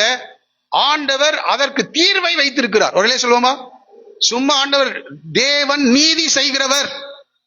அவர் அன்புள்ள தேவன். ஆனால் அதே சமயத்தில் தேவன் நீதியை நிலைநாட்டுகிற தேவனா இருக்கிறார். இப்ப எப்படி நீதி செய்யறார் பாருங்க. அன்று ராத்திலே கர்த்தர் அவனுக்கு தரிசனமாகி, திரும்பி நிறுத்துறேன், தயவுசெய்து இந்த சூழ்நிலைகள் வழியாக கடந்து வருகிறவர்கள் நீங்க எதையும் பார்க்காதீங்க, ஜெபிச்சுட்டே இருங்க, தேவனை நோக்கி கூப்பிட்டு கொண்டே இருங்கள். நீங்கள் சாப்பிட்டாலும் சரி, எதை செய்தாலும் கர்த்தரை நோக்கி பேசிக்கொண்டே இருங்கள். வண்டி ஓட்டுறீங்களா, ஆண்டவரை நோக்கி கதறுங்கள், கதறுங்கள். எங்க போனாலும் இயேசுவே என்று கூப்பிடுங்கள். அந்த பாரத்தை, சில நேரங்களை நான் சொல்ல விரும்புறது என்னன்னா, இந்த பாரத்தை நீங்காம வைங்க. அப்பதான் நான் என்ன செய்ய முடியும், கூப்பிடுவோம். இந்த பாரம் நீங்கிருச்சுன்னா என்ன ஆயிடும், கூப்பிடாமல் போயிடுவோம். தொடர்ந்து தேவனை நோக்கி கூப்பிடுங்கள். மானானது நீரோடைகளை வாஞ்சித்து கதறுவது போல, தேவனே என் ஆத்துமா உன் பேரில் எப்படி இருக்குது, தாகவா இருக்கு. நாம தேவனை நோக்கியே கூப்பிட்டு கொண்டே இருக்க வேண்டும். நம்முடைய நினைவுகள் ஆண்டவரோடு தான் இருக்கணும். நான் உன் தகப்பனாகிய ஆபிரகாமுடைய தேவன். இப்ப என்ன சொல்றாரு, சிரிக்கிறவனை பார்த்தா சிரிக்காதன்னு சொல்லுவோம். இப்ப இவர் எப்படி இருக்கிறாரு, ஆபிரகாம் பயந்தாரா, ஈசாக்கும் பயந்து இருக்கிறார். நம்மளும் பயப்படலாம். ஆனா பயத்திலே அழிந்து போயிடக்கூடாது, முடங்கி போய்விடக்கூடாது, செயலற்றவர்களாய் போய்விடக்கூடாது. ஆண்டவர் ஈசாக்கை பார்த்து, பயப்படாதே, பயப்படாதே, நான் உன்னோட கூட இருந்து என் ஊழியக்காரனாகிய ஆபிரகாமின் நிமித்தம் உன்னை. இப்ப பாருங்க, அங்கே என் சொல்லுக்கு கீழ்ப்படிந்தான்னு சொல்றாரு. இங்க அவன் யார், எனக்கு ஊழியக்காரன். ஆபிரகாம் தேவனுடைய சிநேகிதன், ஆபிரகாம் தேவனுடைய ஊழியக்காரன். நாம சிநேகிதர்களாகவும் இருக்க வேண்டும், கூட யாரா இருக்கணும், ஊழியக்காரர்களாக. ஊழியக்காரன்னா என்னது, அடிமைங்க. என்னது, ஆமா, நீ எஜமான பார்த்து ஒண்ணும் சொல்லக்கூடாது, அந்த லெவலுக்கு வரணும். நீ எஜமான பார்த்து உம்முடைய சித்தமாக கிடவுது. ஆரம்பத்துல நம்ம விருப்பத்தை எல்லாம் சொல்லலாம், அதெல்லாம் நல்லது, ஆண்டவர் விருப்பத்தை எல்லாம் நிறைவேற்றுவாரு. ஆனால் ஒரு படி மேல வந்த பிறகு ஆண்டவருடைய விருப்பத்தை நிறைவேற்றுவதாய் மாறணும். நம்ம ஆண்டவருடைய விருப்பம், ஊழியக்காரனாக.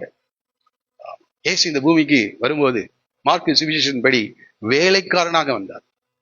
தேவனுடைய குமாரன் தான். மத்தேயுவில் அவரை ராஜாவாக வர்ணிக்கிறார்கள், மார்க்ல ஊழியக்காரனாக.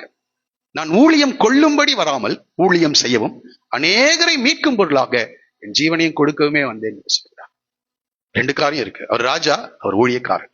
நீங்கள் சிநேகிதர்கள், நீங்கள் ஊழியக்காரர்களாக இருக்கணும். அந்த நிலையை அடையும் போது, ஆண்டவரே நீங்க சொல்லுங்க, நான் செய்யறேன், அது உனக்கு வாழ்க்கையில பெஸ்டா இருக்கும்,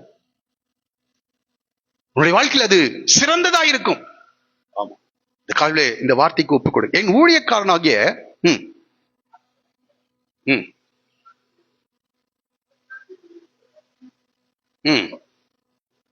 உன் சந்ததியை எவ்வளவு பேர் தான் கொடுத்திருக்கிறாரு, 2 பேர். நன்றி. யாரு, ஏசா, யாக்கோபு. ஆனா பெரிய வாக்குத்தத்தம் இருக்கு. ஆனா எப்படிதான் இருக்கு, இன்னைக்கு அநேகர் நினைக்கிறது பெரிய வாக்குத்தத்தம் இருக்குங்க, ஆனா என்னதான் இருக்கு, ஒண்ணுமே இல்லை. ஆனா தேவன் நிறைவேற்றினாரா, வானத்தின் நட்சத்திரங்களை போல. ஆபிரகாமுக்கு சொன்னார் அதேதான், உன் சந்ததி வானத்தின் நட்சத்திரங்களை போலவும் கடற்கரை மணலை போல பெருக பண்ணுவேன் என்று சொன்னார். இங்க அதுதான் சொல்றார், உன்னை ஆசீர்வதித்து உன் சந்ததியை பெருக பண்ணுவேன். பாருங்க, இது நிறைவேறவே இல்லை, நிறைவேறவே இல்லை. நம்மளா இருந்தா சொல்லுவோம், நிறைவேறட்டும், அப்ப கர்த்தருக்கு சோத்திரம் பண்ணலாம் அப்படின்ட்டு போவோம். அப்படித்தானே போவோம். கர்த்தர் கொடுக்கட்டுங்க, அதுக்கப்புறம் கர்த்தருக்கு கொடுக்கலாங்க அப்படின்னு சொல்லுவோம். இங்கே பாருங்க, எல்லாரும் சேர்ந்து 25வது வசனத்தை வாசிப்போம். அங்கே அவன் ஒரு பலிபீடத்தை கட்டி கர்த்தருடைய நாமத்தை தொழுது கொண்டு. அங்கே கர்த்தருக்கு ஒரு பலிபீடத்தை கட்டினான். எதற்காக, தன்னை தேவ திட்டத்துக்கு அர்ப்பணிக்கும்படியாக, கர்த்தரை மகிமைப்படுத்தும்படியாக, கர்த்தரை தொழுது கொள்ளும்படியாக. அங்கே கர்த்தரை என்ன செய்தான், தொழுது கொண்டான். தொழுது கொண்டான் என்றால் தன்னை முழுவதுமாய் தேவனுக்கு அர்ப்பணித்தான், தேவ திட்டத்திற்கு. அவ வாக்குத்தத்தம் வந்தாலே என்ன செஞ்சிடணும், ஆமேன்னு சொல்லணும். ஆமேன், அப்படியாக கடவுள் என்னை ஒப்புக் கொடுக்கிறேன், தேவ திட்டத்திற்கு என்னை அர்ப்பணிக்கிறேன்.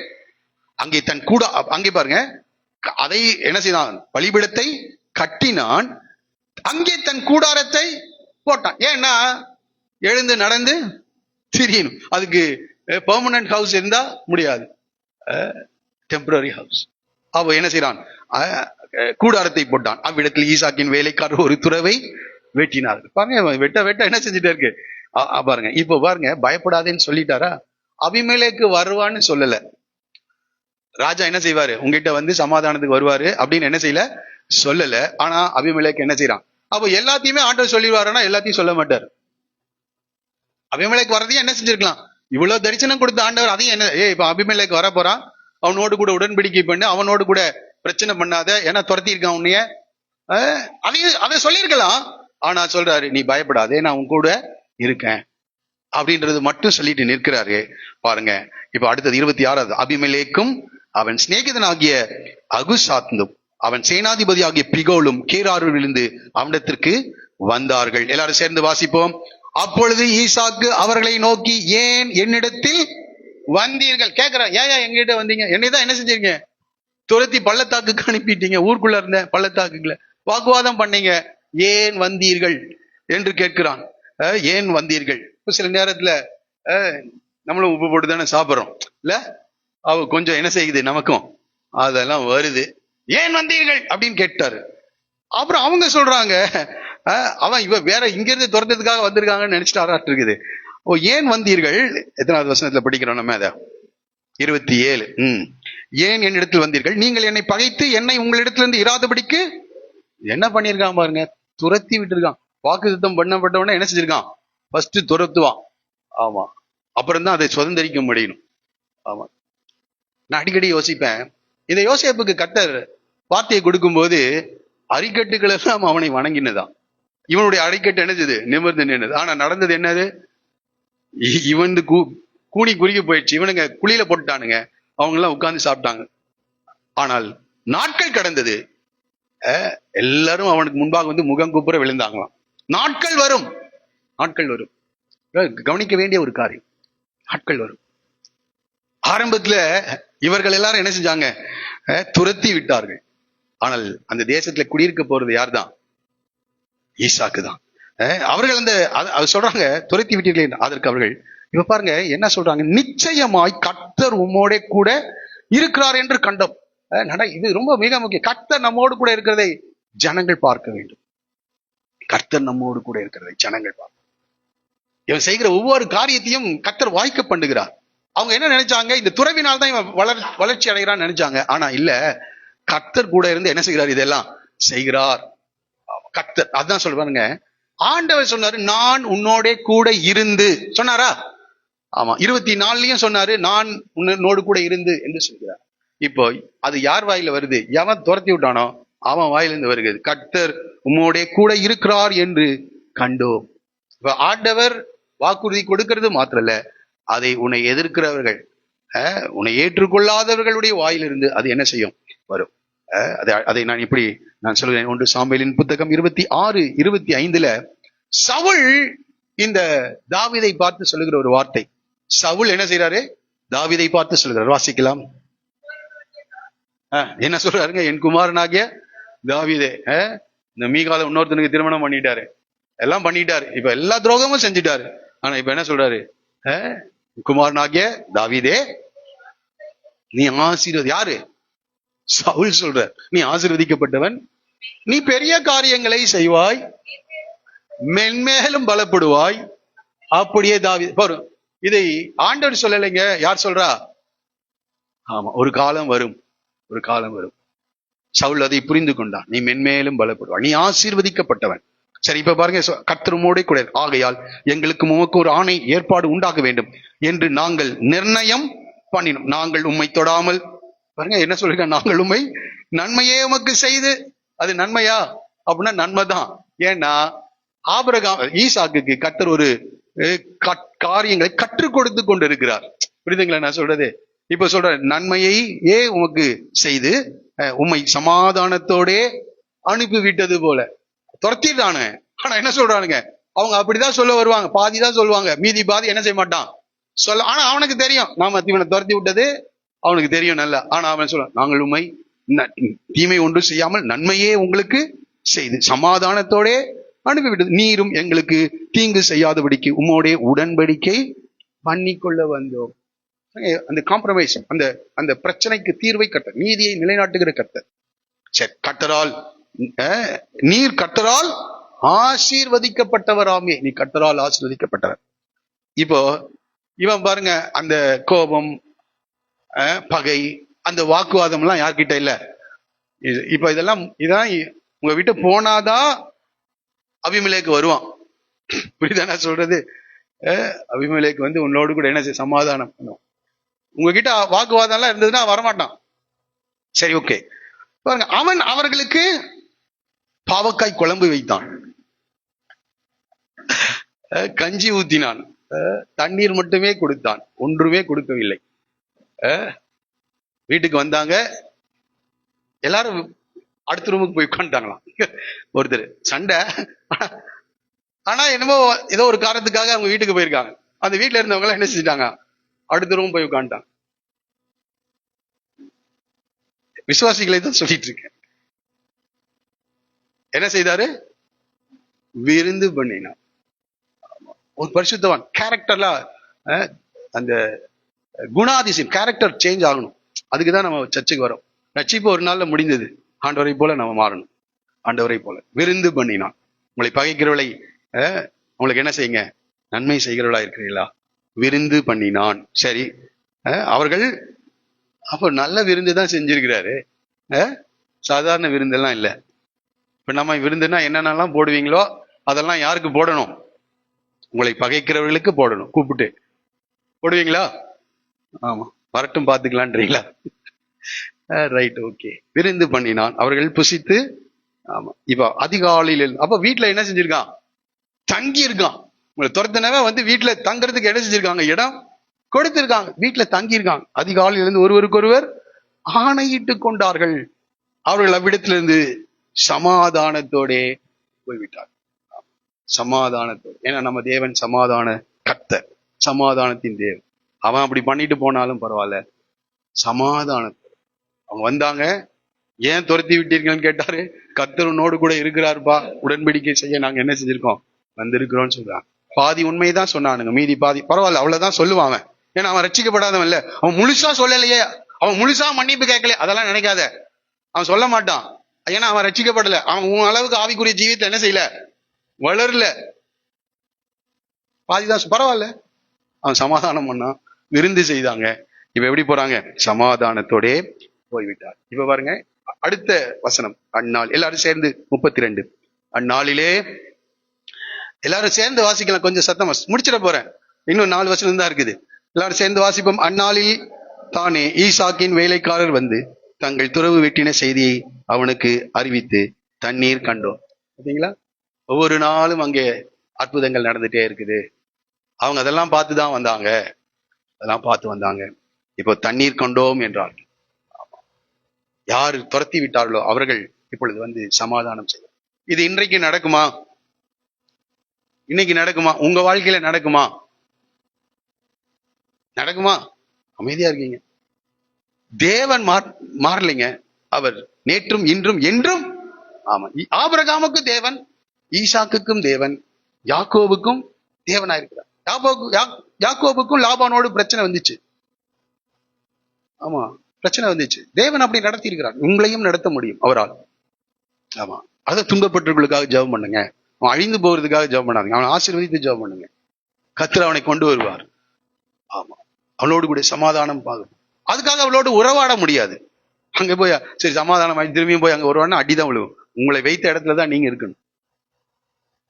சமாதானம், அவ்வளவுதான். சரி, ஓகே. அதற்கு சேபா என்று பெயரிட்டான். ஆகையால் அந்த ஊரில் பேர் இந்நாள் வரைக்கும் பேர் சேபா. இதே இடத்துல ஆபிரகாமும் உடன்படிக்கை பண்ணியிருக்கார். அதை எடுத்த நாள் லேட் ஆகும், பரவாயில்ல, நீங்க படித்துக் கொள்ளுங்க, நான் காட்டினதுதான். அதே அங்கே அவர் வந்து என்ன செய்யற, உடன்படிக்கையின் கிணறு தான் பேர் சேபானா, உடன்படிக்கையின் கிணறு. அப்போ கேராரூர்ல குடியிருக்க பண்ணுகிறாரு. அடுத்தது கேராரூர்ல பள்ளத்தாக்குல குடியிருக்க பண்ணுகிறார். இப்ப உங்களை எங்க கொண்டு வர்றாரு? பேர் செபாவுக்கு, உடன்படிக்கையின் கிணறு, அங்க கொண்டு வர்றார். லகாய்ரோயிலே இருக்கக்கூடாது, எங்கேயும் போக வேண்டிய சூழ்நிலை வரும். கேராரூருக்கு போகணும், அங்கிருந்து பள்ளத்தாக்குக்கு போகணும். அப்போ இங்க வர்றாரு, பெயர் சபாவுக்கு. அடுத்த சில 34, 35 2 வசனத்தை மாத்திரம். இந்த ஈசாக்கு வெளியில இருக்கிற பிரச்சனையெல்லாம் சமாளிச்சுட்டாரு. புரியுங்க, வெளியில இருக்கிற பிரச்சனையெல்லாம் என்ன செஞ்சிட்டாரு? சமாளிச்சுட்டாரு. ஆனா குடும்பத்துல இருக்கிற பிரச்சனையை அவரால் என்ன செய்ய முடியல, தயவு செய்து நான் கவனமாய் கவனிட்டேன். அந்த கேராரூரின் மேய்ப்பர்கள் அவனுக்கு விரோதமாக வந்தார்கள். ராஜா அவனை துரத்தினான், எல்லாத்தையும் எதிர்கொண்டு எல்லாத்தையும் ஒரு செட்டில்மெண்ட் கொண்டு வந்துட்டாரு. ஆனா கடைசி 2 வசனத்துல மிக வேதனையான ஒரு காரியம், மிக வேதனையான காரியம். அந்த பிரச்சனையை ஈசாக்கினால் சரி பண்ணவே முடியல. ஏசா 40 வயதான போது ஏத்தியனான பேயருடைய குமார்த்தியாகிய யூதித்தையும் ஏத்தியனாகிய ஏலோனுடைய குமார்த்தியாகிய பஸ்மாத்தையும் விவாகம் பண்ணினான். இந்த ஏசா யாரு? ஆபிரகாமுடைய பேரன். ஆபிரகாமுக்கு தேவன் வாக்குத்தத்தம் கொடுத்திருக்கிறாரு, தேவனுடைய திட்டத்தை வெளிப்படுத்தினார். இந்த ஆபிரகாமுடைய வீட்டிலேயே இந்த ஏசா வளர்ந்து வருகிறான். ஏசா ஈசாக்கு தேவனுடைய வார்த்தையை தியானிக்கிற மனிதன், எல்லாமே கரெக்டா இருக்கு. ஆனா இவன் போய் எங்க திருமணம் பண்ணிட்டான்? ஏத்தின் குமாரத்தின் பெயருடைய குமார்த்தியாகிய யூதித்தையும் அந்த தேசத்து பெண்களை என்ன செஞ்சிட்டாரு? திருமணம் பண்ணிட்டார். இது ரொம்ப மிக மிக முக்கியம். இந்த ஏசாவுக்கு எல்லா காரியங்களையும் கர்த்தர் காண்பித்து கொடுத்திருப்பார். யாக்கோபுக்கு என்ன நடந்ததோ அத்தனை யாருக்கு நடந்திருக்கும்? ஏசாவுக்கும் நடந்துச்சு. அவனுக்கு கர்த்தரை அறிகிறதுக்கான வாய்ப்பு, கர்த்தரை தொழுது கொள்வதற்கான பலிபீடங்கள், தேவ திட்டத்தை பற்றிய காரியம் எல்லாமே வெளிப்படுத்தப்பட்டது இந்த ஏசாவுக்கு. ஆனா இந்த ஆபிரகாம் ஈசாக்குக்கு பெண் கொண்டது போல ஈசாக்கு யாக்கோபை லாபானுடைய வீட்டிற்கு அனுப்பினது போல அது வரைக்கும் இவன் என்ன செய்யல? காத்திருக்கல. 40 வயதான போது அவனாகவே என்ன செஞ்சிட்டான்? தன்னுடைய வாழ்க்கை துணையை தேர்ந்தெடுக்க அவன் முயற்சிக்கிறான். இது ஒரு பரிதாபமான காரியம். இங்க இந்த பிரச்சனையை செட்டில் பண்ணவே முடியல. விவாகம் பண்ணினான். அடுத்த வார்த்தை, அவர்கள் ஈசாக்குக்கும் ரெபெக்காலுக்கும் மனநோவாயிருந்தார். அப்ப அவன் எப்படி பெண் பார்த்திருப்பான்? அவனுக்கு தெரிந்த அளவுக்கு விசாரித்திருப்பான். அவங்களுக்கு பார்க்கறதுக்கு நல்லா இருந்திருக்கும். எல்லாமே அவனுக்கு சரியானதாக தான். ஒரு தவறானதை அவன் என்ன செஞ்சிருக்க முடியாது. அவனுடைய பார்வையிலே தவறானதை அவன் தெரிந்து கொள்ள. ஆனால் தேவ திட்டத்தை அவன் என்ன செய்யல? அறியல. அந்த கேராரூர், அந்த இந்த ஊரு ஏத்தின் புத்திர இடத்துல தான் ஆபிரகாம் எதை வாங்குறாரு? அந்த கல்லறை தோட்டத்தை என்ன செய்யறாரு? வாங்குறாரு. அந்த ஊர்ல தான் இருக்காங்க, எல்லாரும் அங்கதான் இருப்பாங்க. அந்த ஊர்ல நிலங்களை வாங்கலாம். அதனாலதான் ஆபிரகாம் அவங்க சொல்றாங்க, நான் இதை இலவசமா கொடுக்குறேன்ப்பா, அந்த பிரேதத்தை நீ இப்ப என்ன செய்ய? அடக்கம் பண்ணு, பிரேதத்தை அடக்கம் பண்ணு. அவன் சொல்றா, நான் இலவசமா உங்ககிட்ட என்ன செய்ய மாட்டேன். ஏன் என்றால் அந்த தேசத்தாரோடு உடன்படிக்கை பண்ணாத, அந்த தேசத்தாரோடு எந்த ஒரு காரியத்தை என்ன செய்யாத. ஆண்டு தெளிவா சொல்றாரு. உபாகமம் புத்தகம் 7ஆம் அதிகாரம் 1-7 வரைக்கும் அப்படி இருக்குது. 2 கொரிந்தியர் நிருபம் 6ஆம் அதிகாரம் கடைசியிலும் 7ஆம் அதிகாரம் 1வது வசனத்தை அது தெளிவாக ஆண்டவர் சொல்லுகிறார்.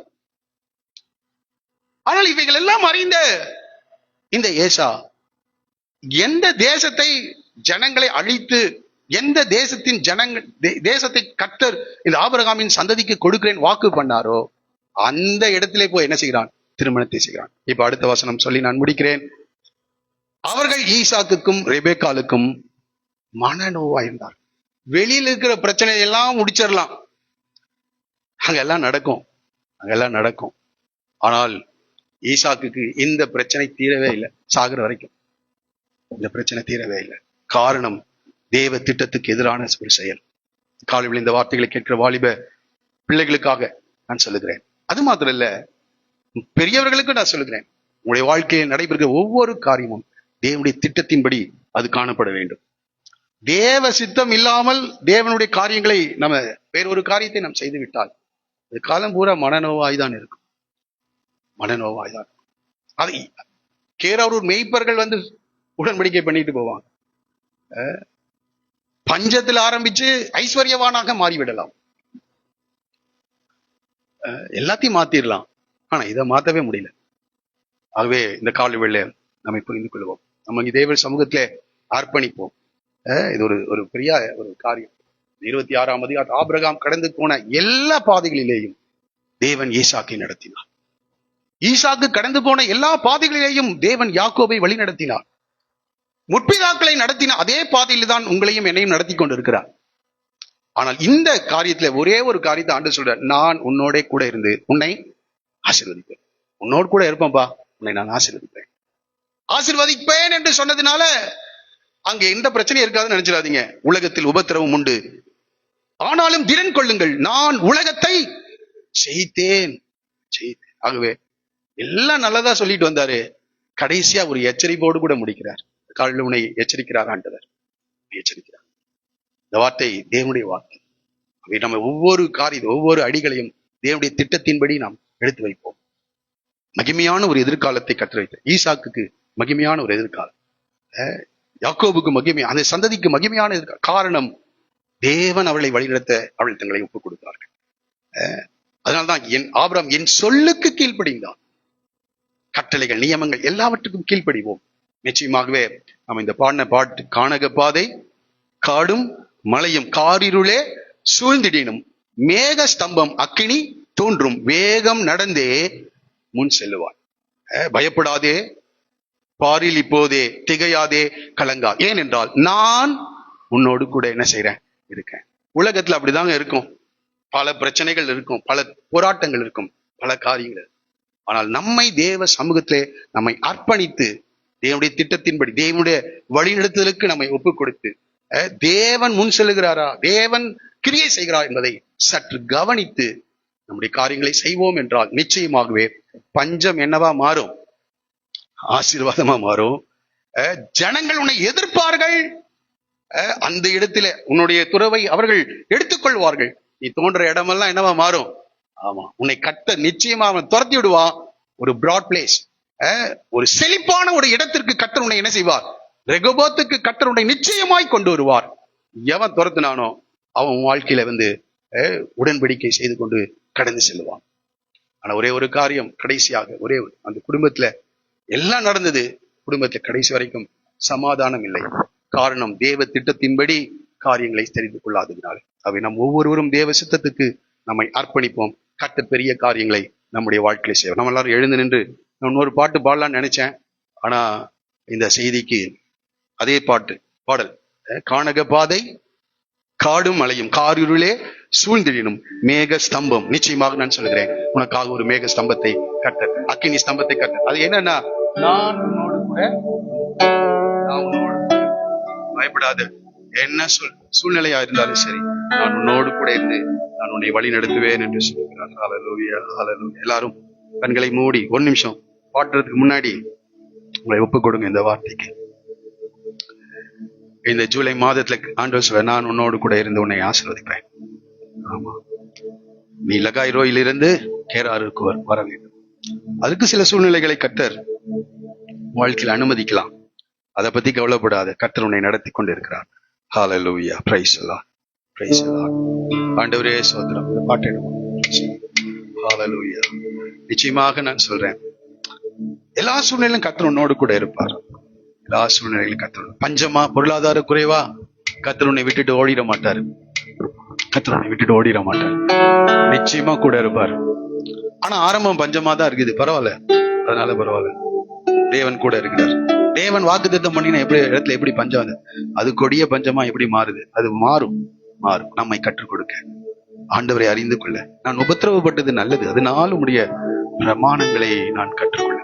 தேவன் யார் என்று கற்றுக்கொள்கிறேன். தேவனுடைய வார்த்தை எப்படிப்பட்டது, எழுத்தில இருக்கிறது அல்ல, பர்சனலா கற்றுக்கொள்ள கர்த்தருனை அந்த பஞ்சத்தின் வழியாக நடத்துகிறார். அந்த இடத்துல சொல்றாரு, நீ எகிப்துக்கு போயிடாதப்பா சொல்றாரு. உன் தகப்பன் செய்தது போல நீ செஞ்சிடாத. எகிப்துக்கு போய் ஆகார கூட்டிட்டு வந்துட்டான். ஒரு இஸ்மவேல வந்துருச்சு வாழ்க்கையில, அதை மாற்றவே முடியல. ஆமா, அந்த பிரச்சனைக்கு தீர்வே இல்லை. ஆபிரகாமுக்கு பரலோகத்துக்கு போய் கேட்டா, செஞ்ச ஒரு பெரிய தப்புங்க, பெரிய ஆண்டுடைய வார்த்தைக்கு அந்த இடத்துல கீழ்ப்படியில இஸ்மவேல் வந்துட்டான். பெரிய தப்பு. காலை வேளையில எகிப்துக்கு போகாம கேரார் உள்ள தங்கிற காலையில கர்த்தரோடு கூட பேசுறார், கர்த்தரோடு கூட பேசுறார். ஹல்லேலூயா, ஹல்லேலூயா. எல்லாமே காரிருள், பரவாயில்ல, காரிருள்ல தான் கர்த்தர் உன்னோடு கூட இருப்பார். ஆமா, மேய்ச்சலான இடங்களுக்கு கர்த்தர் உனக்கு முன்பாக கடந்து செல்வார், உனக்கு முன்னாடி போவார். நீ பின்னாடி போன கர்த்தர் என் மேய்ப்பரா இருக்கிறார், அவர் உனக்கு முன்னாடி போவார். ஆனா மரணர்களின் பள்ளத்தாக்குல நான் உன்னோடு கூட இருக்கேன். அந்த இடத்துல தான் அவருடைய நியர்னஸ், அவருடைய அருகாமையை உணர முடியும். அதை உணர்வதற்காக தான் அந்த இடத்துல உன்னை நடத்துறார். காலை வேளையில பயப்படாத, கலங்காத, ஆண்டவர் உன்னோடு கூட இருக்கிறாரு. சீக்கிரம் இந்த உலக ஓட்டம் அதெல்லாம் முடியும் ஒரு நாள். இங்கே இல்ல, பரலோகத்துக்கு போகணுங்க. அதான் நித்தியமான ஒரு இடம், அதான் நித்தியமான இடம். ஆமா, இந்த உலகத்துல நாம சந்தித்த எல்லா சூழ்நிலைகளுக்கும், தேவனுடைய வார்த்தைகளுக்கு கீழ்ப்படிந்த எல்லா கீழ்ப்படிதலுக்கும், எல்லா இழப்புகளுக்கும் பரலோகத்துல ஒரு நிறைவான பலன், நித்திய காலமாய் அனுபவிக்கிற பலன். இங்க தற்காலிகமா தான் பலன் கொடுக்க முடியும். ஆனா உனக்கு நித்திய காலமாக கர்த்தர் பரலோகத்துல ஒரு பெரிய பலனை வைத்து இருக்கிறார்.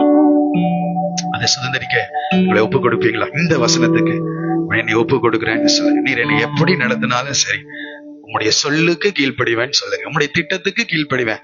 இதை சொல்லிட்டு போங்க. நிச்சயமா கர்த்தர் உன்னுடைய வாழ்க்கையில பெரிய காரியங்கள். எல்லாரும் ஜெபம் பண்ண பிறகு இந்த பாடலை நான் பாட போறோம். ஹல்லேலூயா. எல்லாரும் ஜெபம் பண்றீங்க. நீங்களாக